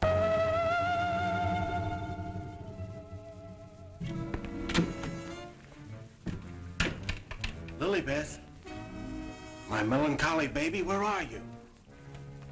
Where'd you get that box? I don't know what you're talking about. You lying little snoop going through my things. What'd you do with the picture? Where is it? I didn't see it. That's the last time you put your hands on me. I'll give you one more chance and then I told you I don't know where the picture is and I don't know what you're talking about. It's been you all the time going through my things, opening my mail, rapping on my door at night. Now you're blaming me. I've never touched anything of yours. You've got my robe on now. Where'd you get that? I was just trying it on. Mr. Ward gave it to me. He said you didn't want it anymore. I'll tell you when there's something I don't want. Oh, shut up. It's only a dummy. A dummy? Where'd you get that thing? I suppose you're going to tell me you don't know anything about that either. Oh, I bet it was in the box. In the box I brought up for you, that's what. There were no stamps on it. How did it get in the mail? I don't know. The doorbell rang, and I thought it was the mailman. I opened the door, and it was sitting there on the stoop. You're lying. No, I'm not. I don't mind telling a lie now and then, but I'm not lying now, honest. Trying to scare me out. I'm not leaving. No, but I am. You come here. You and Mr. Ward are pretty thick, aren't you? Thick? Yes, thick like your head. He's fallen in love with someone else. Who's she? I don't know. It's not me. I know it isn't you. I know all the signs. He's fallen in love with some simple-faced man. There's always a way to get even with them. I've got to find that picture. Otherwise, they won't know what he looks like. I've got to send it to the police. He won't dare touch me. Who do you mean, the man in the picture? Have you seen him? Maybe I have, and maybe I haven't. Maybe I saw him go behind the thicket, or through the wall, or under the house. He's here in the house? Yes. I let him in. I let him in. He was waiting outside to get you, Miss Laval. Miss Laval. There's nothing safe from your prying eyes, is there? You think you know everything, don't you? I know why you're afraid, and I know what you've done. No, I'm not so thick. I'm not as thick as you think I am, Miss Laval. That head's supposed to be you, kind of a calling card. I'll remind you that... Why, you...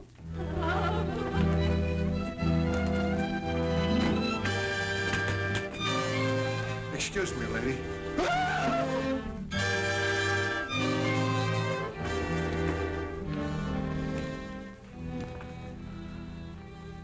Oh, I'm afraid. I'm afraid. Where are you hiding?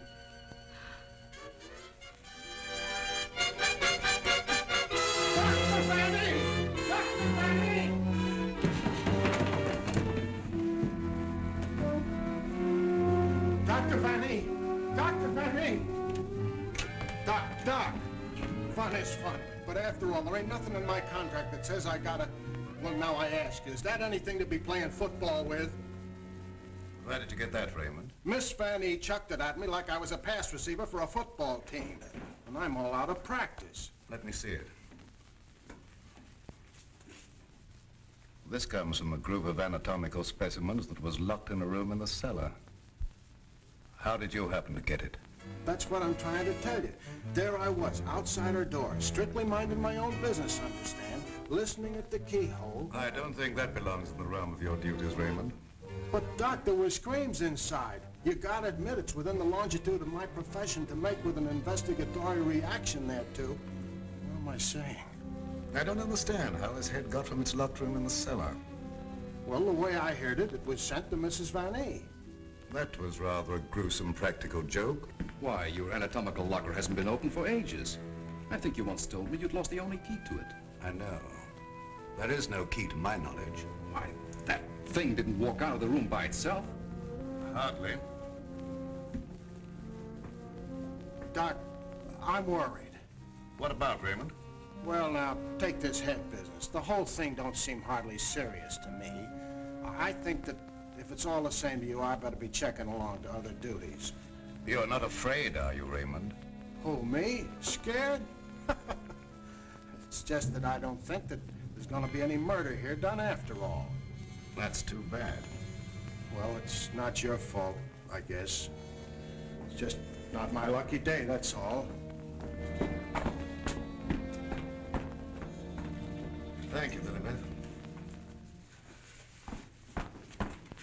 Oh, Miss Lilibeth, have you a little more coffee in the kitchen? What happened to the 3 gallons I already gave you today? Lilibeth, what you need is a good, strong, steady man Who is always hanging around, tracking up my floors and things. What's that on your shoe? Looks like cobwebs from out of the cellar. What were you doing in the basement? It could have been the attic. Bill Raymond, you're holding out on me. What are you up to? Up to? Yes. Who asked you to go poking around in the cellar? It was in performance of my duty. What duty? What did you find? Absolutely nothing. That's what makes me so disgusted. Too bad about you. You know, Lilibeth, I think somebody around here is just kidding. They don't mean business at all. Why don't you just wait around and see? Say, if you got any inside dope, I wish you'd tip me off. If I'm ever going to get back to Central and prove I'm a good detective, I gotta have some clues.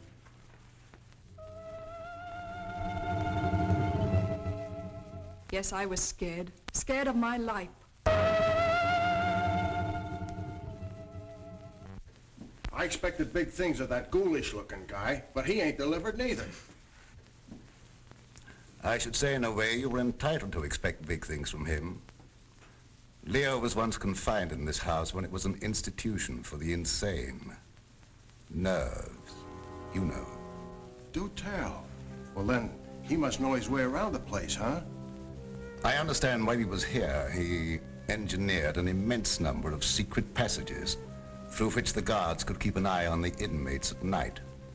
Finally, he took one of these passages into the outside world, and we heard later he'd been seen in Europe. Ah, Europe. That's where history's being made today. Gee, I'd love to travel and... Well, perhaps you'll have an opportunity someday. Not if something don't happen around here pretty soon to make me famous. That Lilibeth. I've been trying to get a cup of coffee off of her all day. She don't care what happens to my metabolism. Metabolism. That's a good word. I wonder what it means.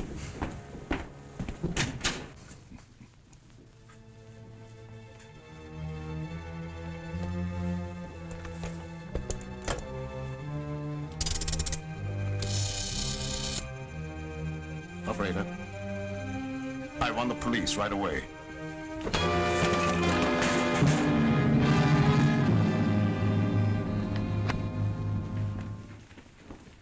Stop crowding me. But, hon, don't you want me around to protect you? That indigo guy might... Yes, but who's going to protect me from you? Lilibeth. My wild Irish rose. I just live for the day when I can take you out of all this. When I can slave and get you the luxuries in life. Gee, I'd gladly work my fingers to the bone to buy you expensive motor cars and furs and jewels and things and serve you breakfast in bed. What's the matter with me? Am I crazy? Yes, and I'd hate to hang by my neck until you got me all those things. Yeah, you might get a little blue in the face. Still and all I gotta do is to find myself one slightly murdered body, and I'm in. Stop looking at me. Oh, Lilibeth, sometimes I think I'm not getting anywheres with you. What do you think? I think you've got a good idea there. All right.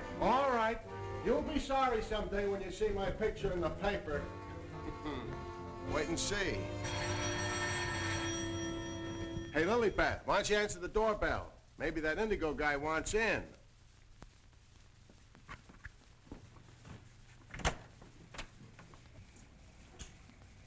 The doctor ain't home. You'll have to call some other time. Don't be silly. Don't say I didn't tell you.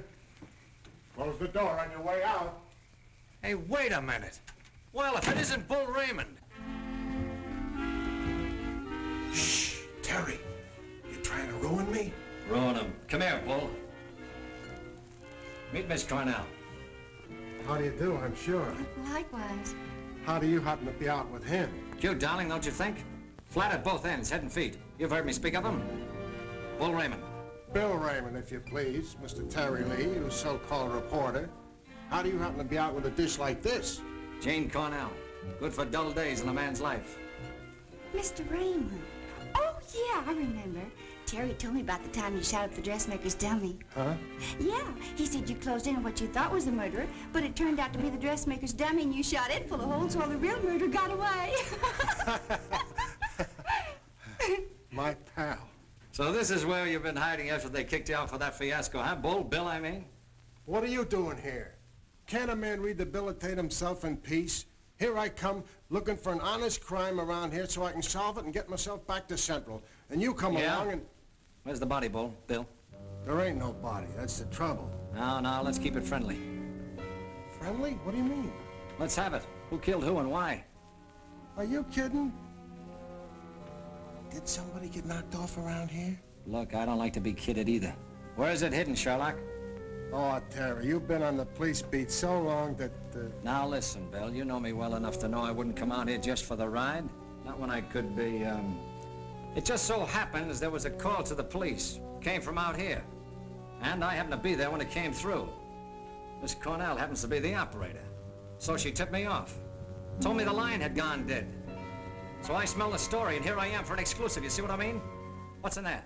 Well, that's the doctor's consulting room, but there ain't nobody in there. I've been standing here for quite a spell. Open it up. Let's take a look. That's funny. The lights in here ain't almost never out. In you go. Never do that. I could get killed that way. Is that bad? Oh, so nothing's happened around here, huh? It's busted.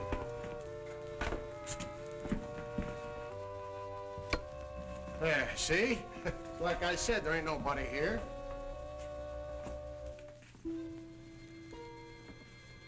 Hey, cut it out, will you? You're making me dizzy.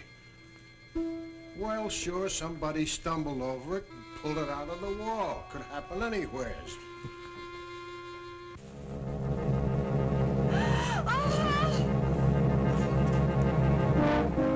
Wants to shake hands with you, Bill.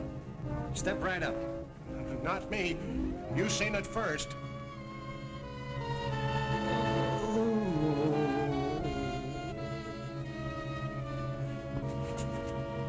Doc! Raymond, did you try and kill me? Why, Doc, why should I do that? You ain't paid me for last month yet. How long you been here? Now, let me see. I was going to make a telephone call when... Somebody conked your hand, Doctor? Then ripped the telephone wire out? Yes, I imagine that is about what happened. Who are these people? Well, they're all right, Doc. This is Terry Lee and Miss Cornell from the Times. We don't want any reporters here. Nothing's happened. Look, Doctor, nobody ever wants reporters, but then something happens and there they are. But nothing has happened. I fell and hurt my head. Oh, I see. Then you got up again, put yourself on the table, and got all nice and pretty in that shroud there. You won't get any story here. And now, if you'll excuse me, I have some work to do. Doctor, do you mind if we stick around for a while? Seeing that nothing's happened, well, why not? Very well, you may stay for a while, but I warn you, if you make yourselves objectionable in any way, I'll have Raymond throw you out. Well, come on. You heard what the doctor said. He's busy. Get out of the office.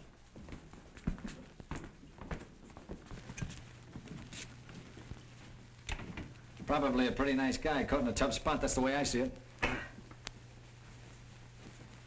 You wouldn't want me to tell him you got kicked out of homicide, would you, Bill, old boy? Oh, Terry, you're my pal. You know that, don't you? Would I kick you out? You would if you could, Bill. Now, why can't we have a little talk, quiet like?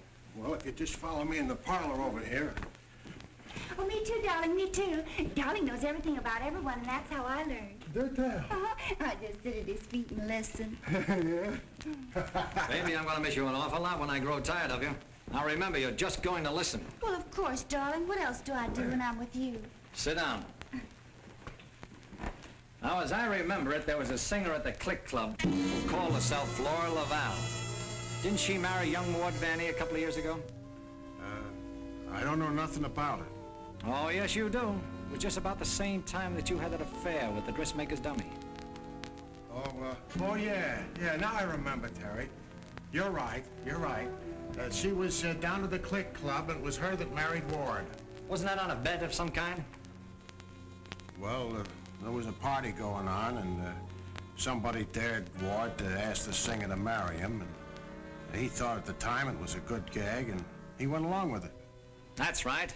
He got pretty high and then popped the question at her. How romantic. I just love that. Hush, dear. L-I-S-T-E-N. Oh. Well, that's how it happened anyway. Ward woke up the next morning and found himself married solid. He'd asked her, and she'd snapped him up. Oh, and they lived snappily ever after. I don't care. I think it was sweet. Darling, couldn't I get you high sometime and... Sweetheart, have you ever heard the old saying about little girls? What's that? Little girls should be seen and not heard. Now go on, powder your nose. I think I'll be shoving along, too. Now, wait a minute. We're just getting started. We were talking about a singer who called herself Laura Laval.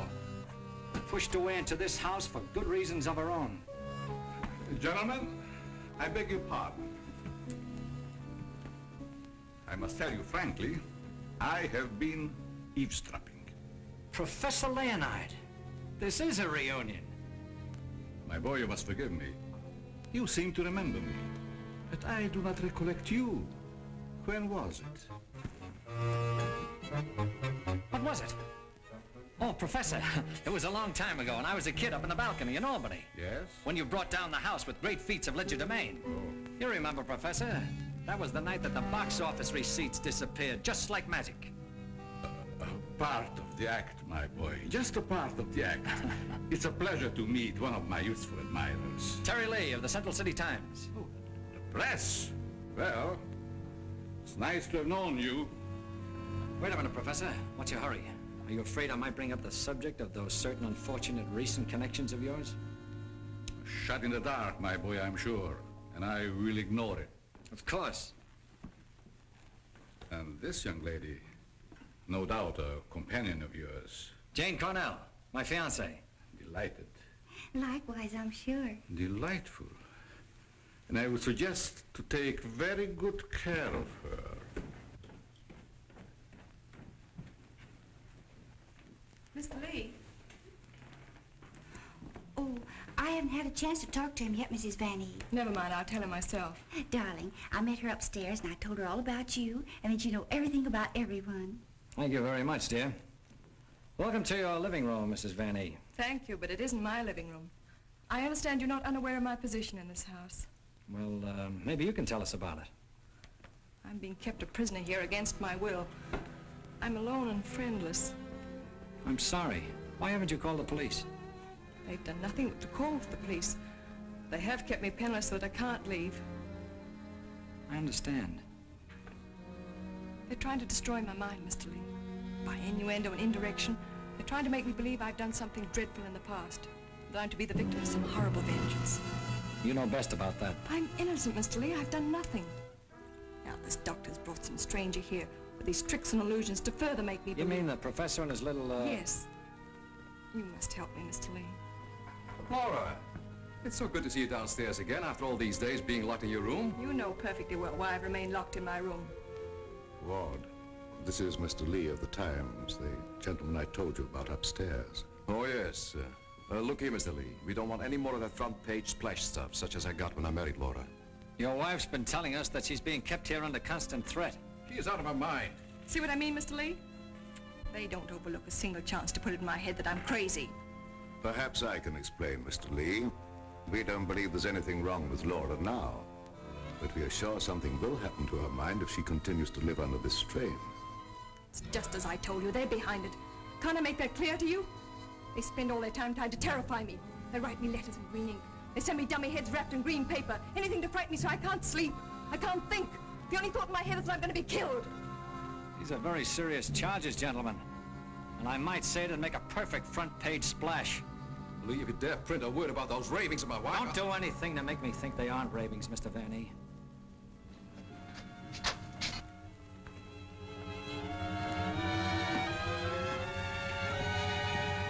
He said to put the blindfold on.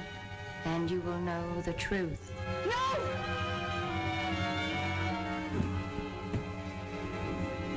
What's wrong with her, Doc? Quiet, Raymond. You don't mean that she's... Dead, Raymond.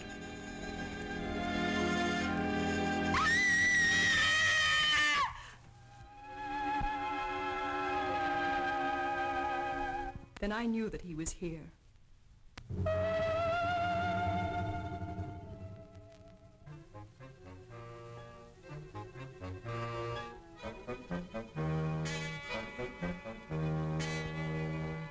She's coming out of it, but she's in an advanced state of shock. May be necessary to administer a sedative. That's intended to shut her up. I'd like to hear her do some more talking, Doctor. If her mind is allowed to dwell upon what's happened, that may be the breaking point. Well, you've got all the answers. Look here, Lee, I don't like your tone. If you have any insinuations to make them to me. Okay, I will. Suppose you and I talk this over downstairs. I don't recognize your right to question me. However, if it'll make you leave Father alone...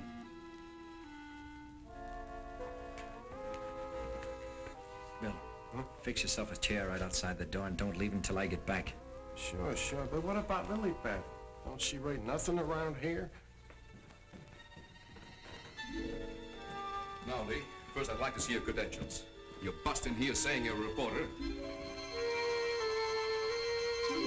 That's the old turn the tables gag, Vanny, but if it'll make you any happier, take a look. All right, you're a reporter. But I still don't understand how you and the young lady got the news about our troubles. Do you really believe that story, Lee? Do you in your right senses really believe that we are keeping Laura a prisoner here? That's what the lady says. She said that... Nonsense. Nothing would please me more than if she got out. Look, I don't get any of this stuff, Vanny, but there's a tricky deal going on around here, and I intend to sit in on it. Too bad I can't flash the city desk to make ready for a front-page replay. Yes, isn't it? Either your wife is the victim of a well-plotted program of persecution calculated to drive her insane, or she's the witch you say she is. You're the fellow with the nose for news. What does it tell you? It tells me that right now I'd like to know where your disappearing relative is.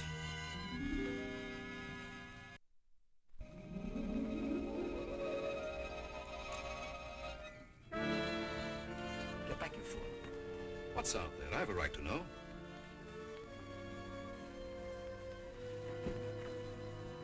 Don't see anything. What was it? It isn't possible. It isn't possible, of course. What did you see out there, Lee? I've had enough of this. Come on. Are you nervous, Miss Cornell? Oh, no. I think it's very exciting. Well, Professor, I thought I just saw you outside, baying at the moon.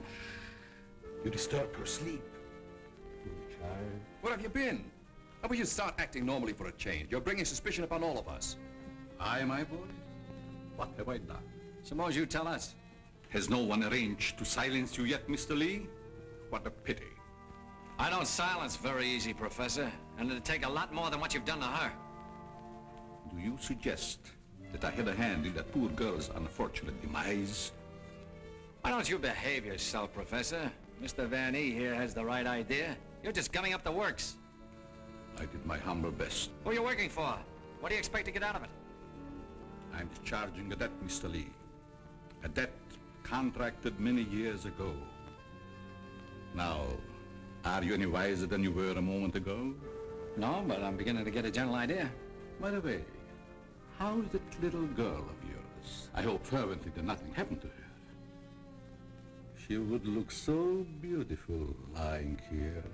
Look, Professor, I may not have been very smart in bringing Miss Cornell here, but if I thought you had any plan to do that... Why do you persist in making me the villain, Mr. Lee?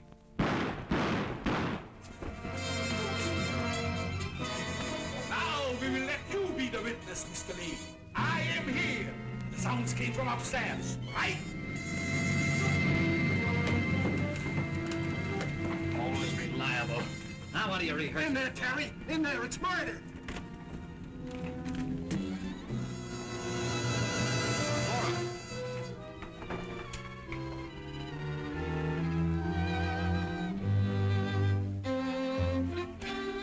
Jenny, wake up! Wake up!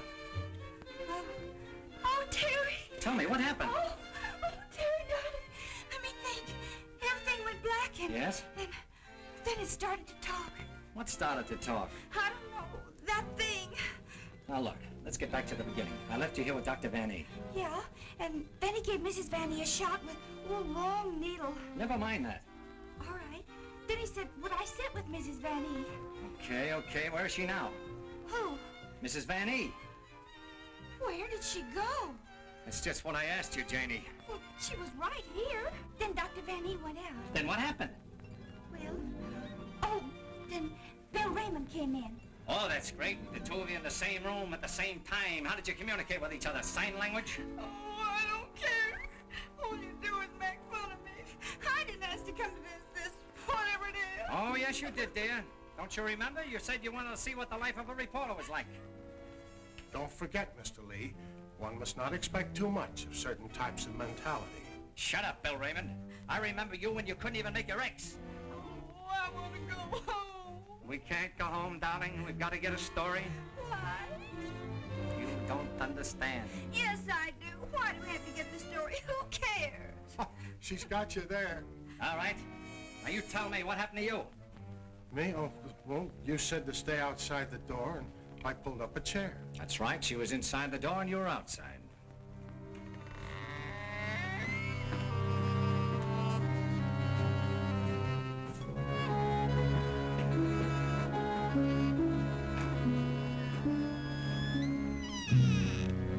Then come that odor of heavenly perfume. That wasn't Lily Beth. It was sweet and penetrating, like an ancient drug. And I felt kind of sleepy-like. Oh, so sleepy.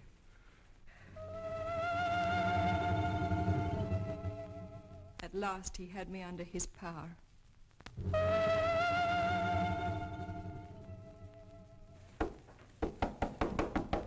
There must be a button or a gadget of some kind around here. 2 o'clock, almost deadline for the 9 o'clock final. Oh, Terry, what makes you think there's anything behind them walls? I've got a sneaking suspicion that the professor uses them for a disappearing act.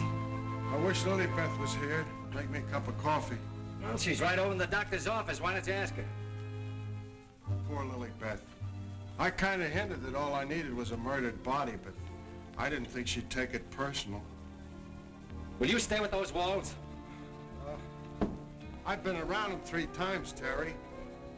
The thing I can't understand, if the professor was down here when the trouble was going on upstairs, he just had to be 2 different guys in order to have a hand in it. Oh, Terry, let's figure it out in the morning, huh? What's that?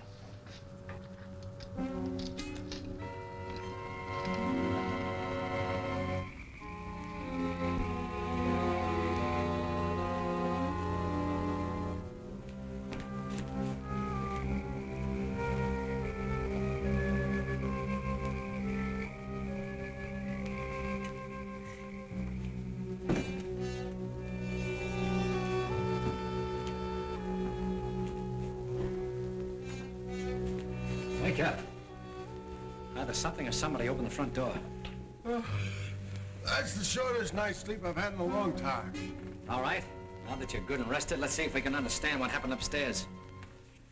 Well, do you think it had something to do with that picture, maybe, that Lily Beth found in Mrs. Van E's room? What picture? Oh, the one with the couple with the 2 masks, you know, like we found, like that mask. Who has the picture now? Well, young Van E, I guess. That's a point. Where has Mr. Van E been since his wife's disappearance? Well, him and his old man are sleeping good. I guess they got some sense. No. I've already checked that, and they haven't slept in their beds tonight. Wake up! I refuse to answer on the grounds that my attempt to incriminate or degrade me. My unconscious mind.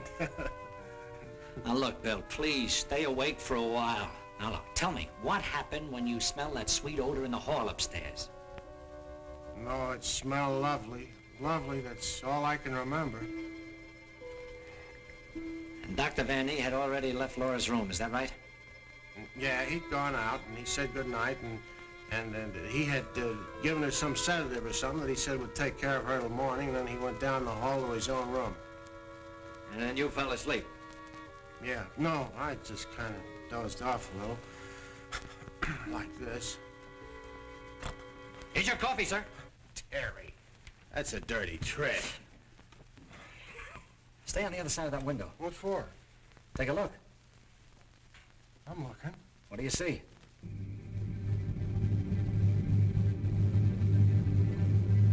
Why, it's Professor Leonard. You think so? Come on, get outside. Who, me? Yes, you. I can't go out there with Jane in here. Well, why can't I stay inside and watch and you go outside? Oh, that's great. You'll watch the way you did upstairs. Now, do you want that guy to get away? Yes. Standing there shaking in your boots. Aren't you ashamed of yourself? No. Well, you should be. Go on, Bill. This is your one chance to rehabilitate yourself. Wished I'd never even heard of the word.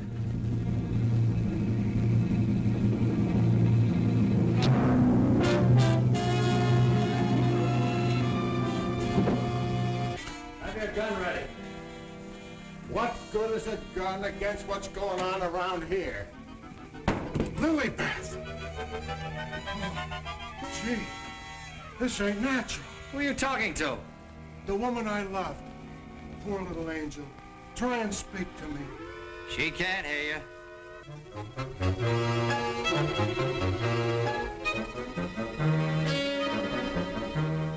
What was you doing outside? You're supposed to be dead. Now you stay right here, honey. I gotta catch that guy in the shrubbery. Oh, gee. What are you doing to me, Lilybeth? I got work to do. Lilybeth, be reasonable, will you? If you don't cooperate, I'll never get back to Central. Never mind, Raymond. Take care of Lilybeth. Lilybeth! Yeah, that's who it was. I opened the door and she fell right in my arms. Like she had something special to tell me. You notice that fragrance about her? And to think this wilted flower was once even as you and I. Take her back into Dr. Van E's office. What's she doing wandering around? She's supposed to be a corpse. What happened to that guy outside? Never mind. You found her. I never knew she was lost. I missed her. I missed her from my office. Will you please take her back? What are you going to do? Yes, Doctor, and what have you been doing? We've turned this house upside down trying to find you. Hardly that, young man. If you'd done that, you would have found me. Now, Raymond, we can't allow this girl to remain in this condition any longer. But what can you do? She looks like a perfect stiff to me. Bring him into my office. Oh, Doctor. This may not be any news to you, but your daughter-in-law has disappeared. Oh, how dreadful. But let us say somewhat overdue, eh, Mr. Lee? You don't seem very surprised to hear about it. Young man, when you've been devoutly praying for something to happen, you accept your good fortune without question.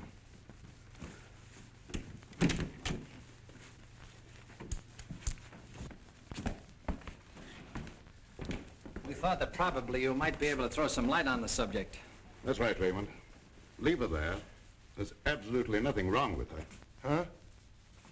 And you mean I've been pining away for nothing? She was put in a deep hypnotic sleep, that's all. But why? Why, Doc? Who done it? It was done so that she would obey certain orders that were transmitted to her. If that's true, then why did you declare her dead? I had my own good reasons. Would you give me one reason why you like to go around getting hit on the head? That must become a little monotonous. Mr. Lee, are you sure that you saw what you thought you saw? I'm not blind. I might be getting a little dizzy in this madhouse.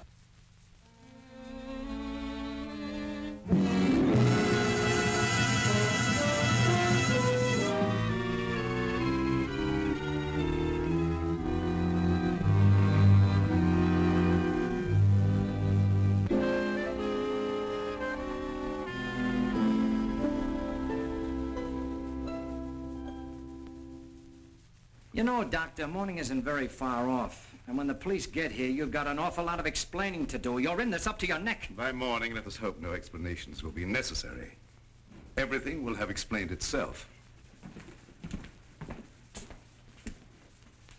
Poor little sleeping beauty. Do you suppose someone thought she looked weak-minded and picked her out to carry out his commands? That's not always the case, Raymond. If Leah and I were here, we could settle this case very quickly. Gentlemen, it is my peculiar misfortune to always be in a position where I may eavesdrop. How can I be of service, Cousin Joseph? Oh, Professor. Ask me no questions, my friend, and I will tell you no lies. Leonard, you could undo certain mischief that has been done this girl. I know you can help if you will. I could, my dear Joseph. But I will not bring down the wrath of the unknown madman who is loose about these premises. It is a matter of self-preservation. And I had nothing to do with hypnotizing this girl. I have an idea that she may have already carried out the unknown's orders and that he no longer needs her. Nevertheless, my dear Joseph, you must excuse me. Just a minute, Professor. I wonder what would happen, Professor, if in connection with your sudden reappearance here, somebody dug up the old story of why you swindled Dr. Van E and then ran off and let him take the rap. I will not be blackmailed, Mr. Lee. And I observe again that you're a young man who knows too much for his own good. And I would also like to know where you obtained all this information. You're extremely young to have your fingertips on events of 20 years ago. I have a memory like an elephant. I never forget something once I hear it. I'm a sharpie, Professor, as every one of you will admit before morning. Now, Doctor, I'd like to bore you with a few questions. I wouldn't mind, young man, if you had the slightest idea of what you were looking for. Maybe if we start back to the time around midnight, when you administered what you call a sedative to your daughter-in-law. Are you inferring that I had anything to do with Laura's disappearance? Why do you keep evading the issue, Doctor? You know you'll have to confess when the police get here anyway.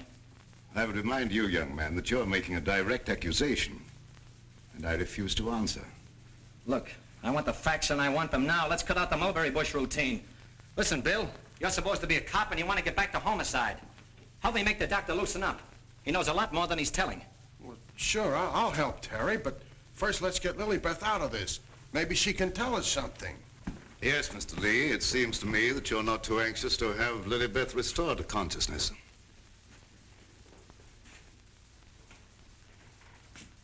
What do you hear, Doc? Her heart's in a very depressed condition. Someone's been giving her orders by mental telepathy. Hey, could I learn to do that?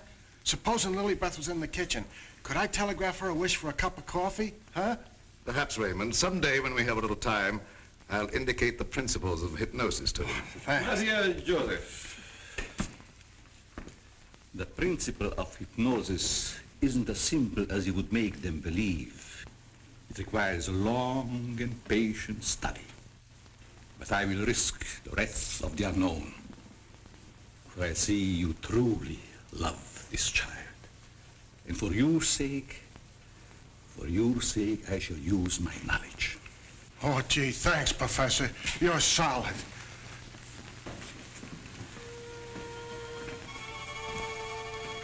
Och då är det melletten att flächen med fyrfiletten till varum söding om här. Wake up! Wake up! Lilybeth, darling! Keep your big hands to yourself. What are you slapping me for? Professor, put her back to sleep. It's better that way. What have you been doing to me? Me? What have I been doing? Yes, what have you been doing? You gotta learn me that hypnotism trick. It's my only chance. Tell me, Lilybeth, what happened? Well, I can't seem to remember it. It all seems like a dream. Did you see anyone?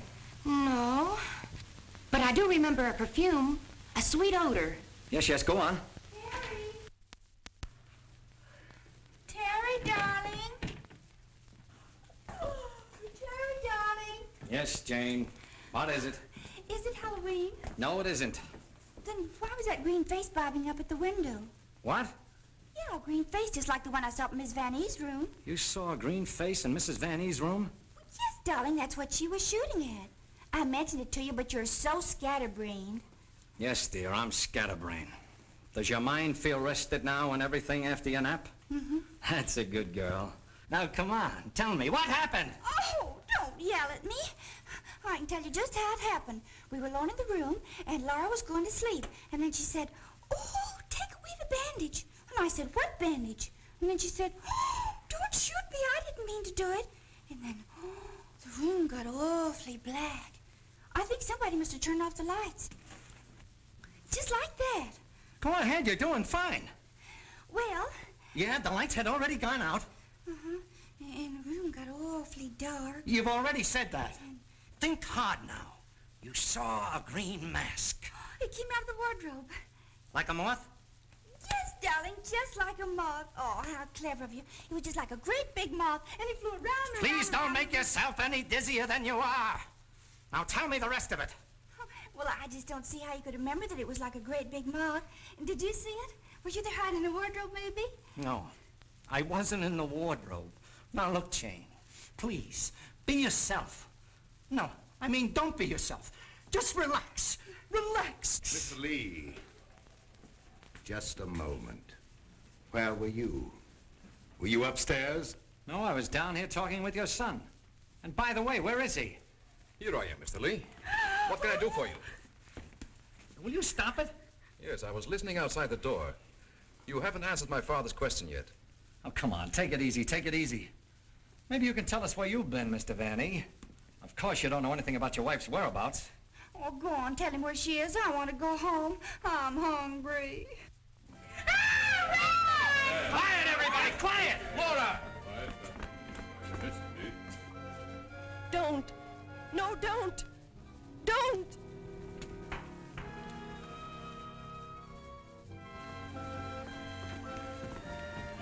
Laura! She's under a hypnotic spell. Ladies and gentlemen, it has been an exciting night, and you all are deserving of some explanation and relaxation for the strange goings-on. The guy who's doing the talking is behind the wall somewheres. Now you're getting smart, Sherlock.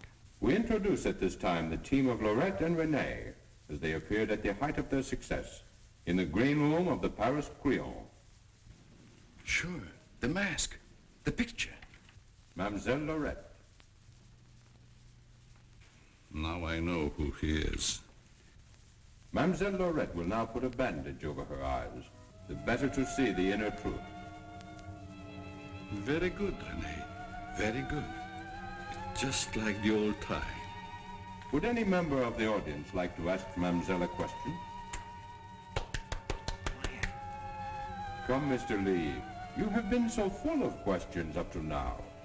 I'm thinking, brother. We cannot keep Mademoiselle too long in this delicate mental balance. She has been under a great strain lately. Then I will ask the questions myself. Yes, Rennie, I'm at your command. Are you afraid now? No, I'm quite safe. Will you tell the truth? Yes. They came to me and said your partner, he of the magic feats and rare impersonations, is a spy. But we can't prove it. We will give you 1,000,000 francs if you, Laurette, bring us that proof. Now we shall know. You gave them the proof they wanted? Yes. They took him away to be killed? Yes. What was he to you, this man you betrayed? This man you sold to the enemy for money? He was my husband. When they told you he was to be executed, you sent this man a gift for his last moment before the firing squad. What was it? It was a green scarf for his eyes. Like the one you're wearing now? Yes. Why did you send it? It was my scarf. I wanted him to know I had betrayed him because I hated him. He was good and kind, but I hated him for the power he had over me. I see. That is your only defense. You hated. You thought they shot him. You escaped to America. You thought you were safe. Then you found out he was alive and wanted revenge. Thank you, Mademoiselle Laurette. You may remove the bandage now. What do you see on the cloth, Mademoiselle? There's a hole in it. Yes. What else, Laurette? What else? There's blood on it. There's blood. I have come back. I am here, and I will have my revenge. No! No, don't touch me! Ah! Outside, under the window, you know where.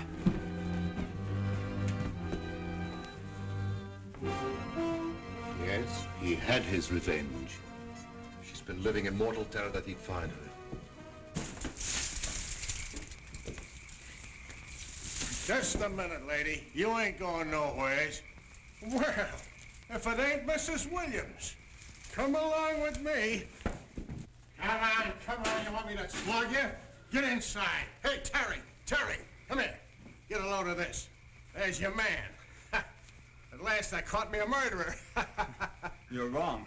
I never laid a hand on her. Nay, my boy, you kept your promise to me. You said you wouldn't touch her. But she's dead, ain't she? And you ain't going nowhere till we find out what killed her. And you, Professor, you know too much for your own good. I'm holding you, too. Now you're getting smart, Bill. Well, Professor, I see you two know each other. Yes. Rene was my assistant. I taught him everything he knows. He went out for himself and became a success. Later, we met in a concentration camp. And here we are. A small world, Mr. Lee. A small world, indeed. Terry, isn't this the place where you get the marriage licenses? No, dear, this is the morgue, the morgue. Oh, darling, you say the cutest things. The mark. Oh! Oh, never mind, dear. You just stay right here. Nobody will get you. Oh, but Well, Doctor, got anything to add to my story of the year? Who's this Rene? Rene was a husband. She turned him over for a sum. Figured the Nazis would take care of him, but he had ideas of his own. Look, Doc, was it murder? Do I finally get a break? Was she murdered? We're sending the report to the police. What was it say? Ah, come on, Doctor. Don't hold out on us. I didn't understand it at first, but I do now. There were no marks of violence on the body, and we found no internal disturbances. What does this all add up to, Doctor? Yes, let's have it. She was literally scared to death.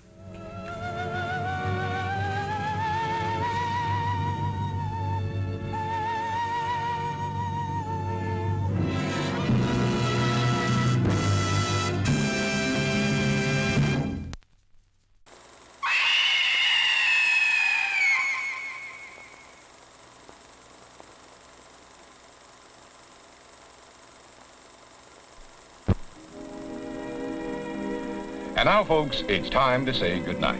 We sincerely appreciate your patronage and hope we've succeeded in bringing you an enjoyable evening of entertainment. Please drive home carefully and come back again soon. Good night.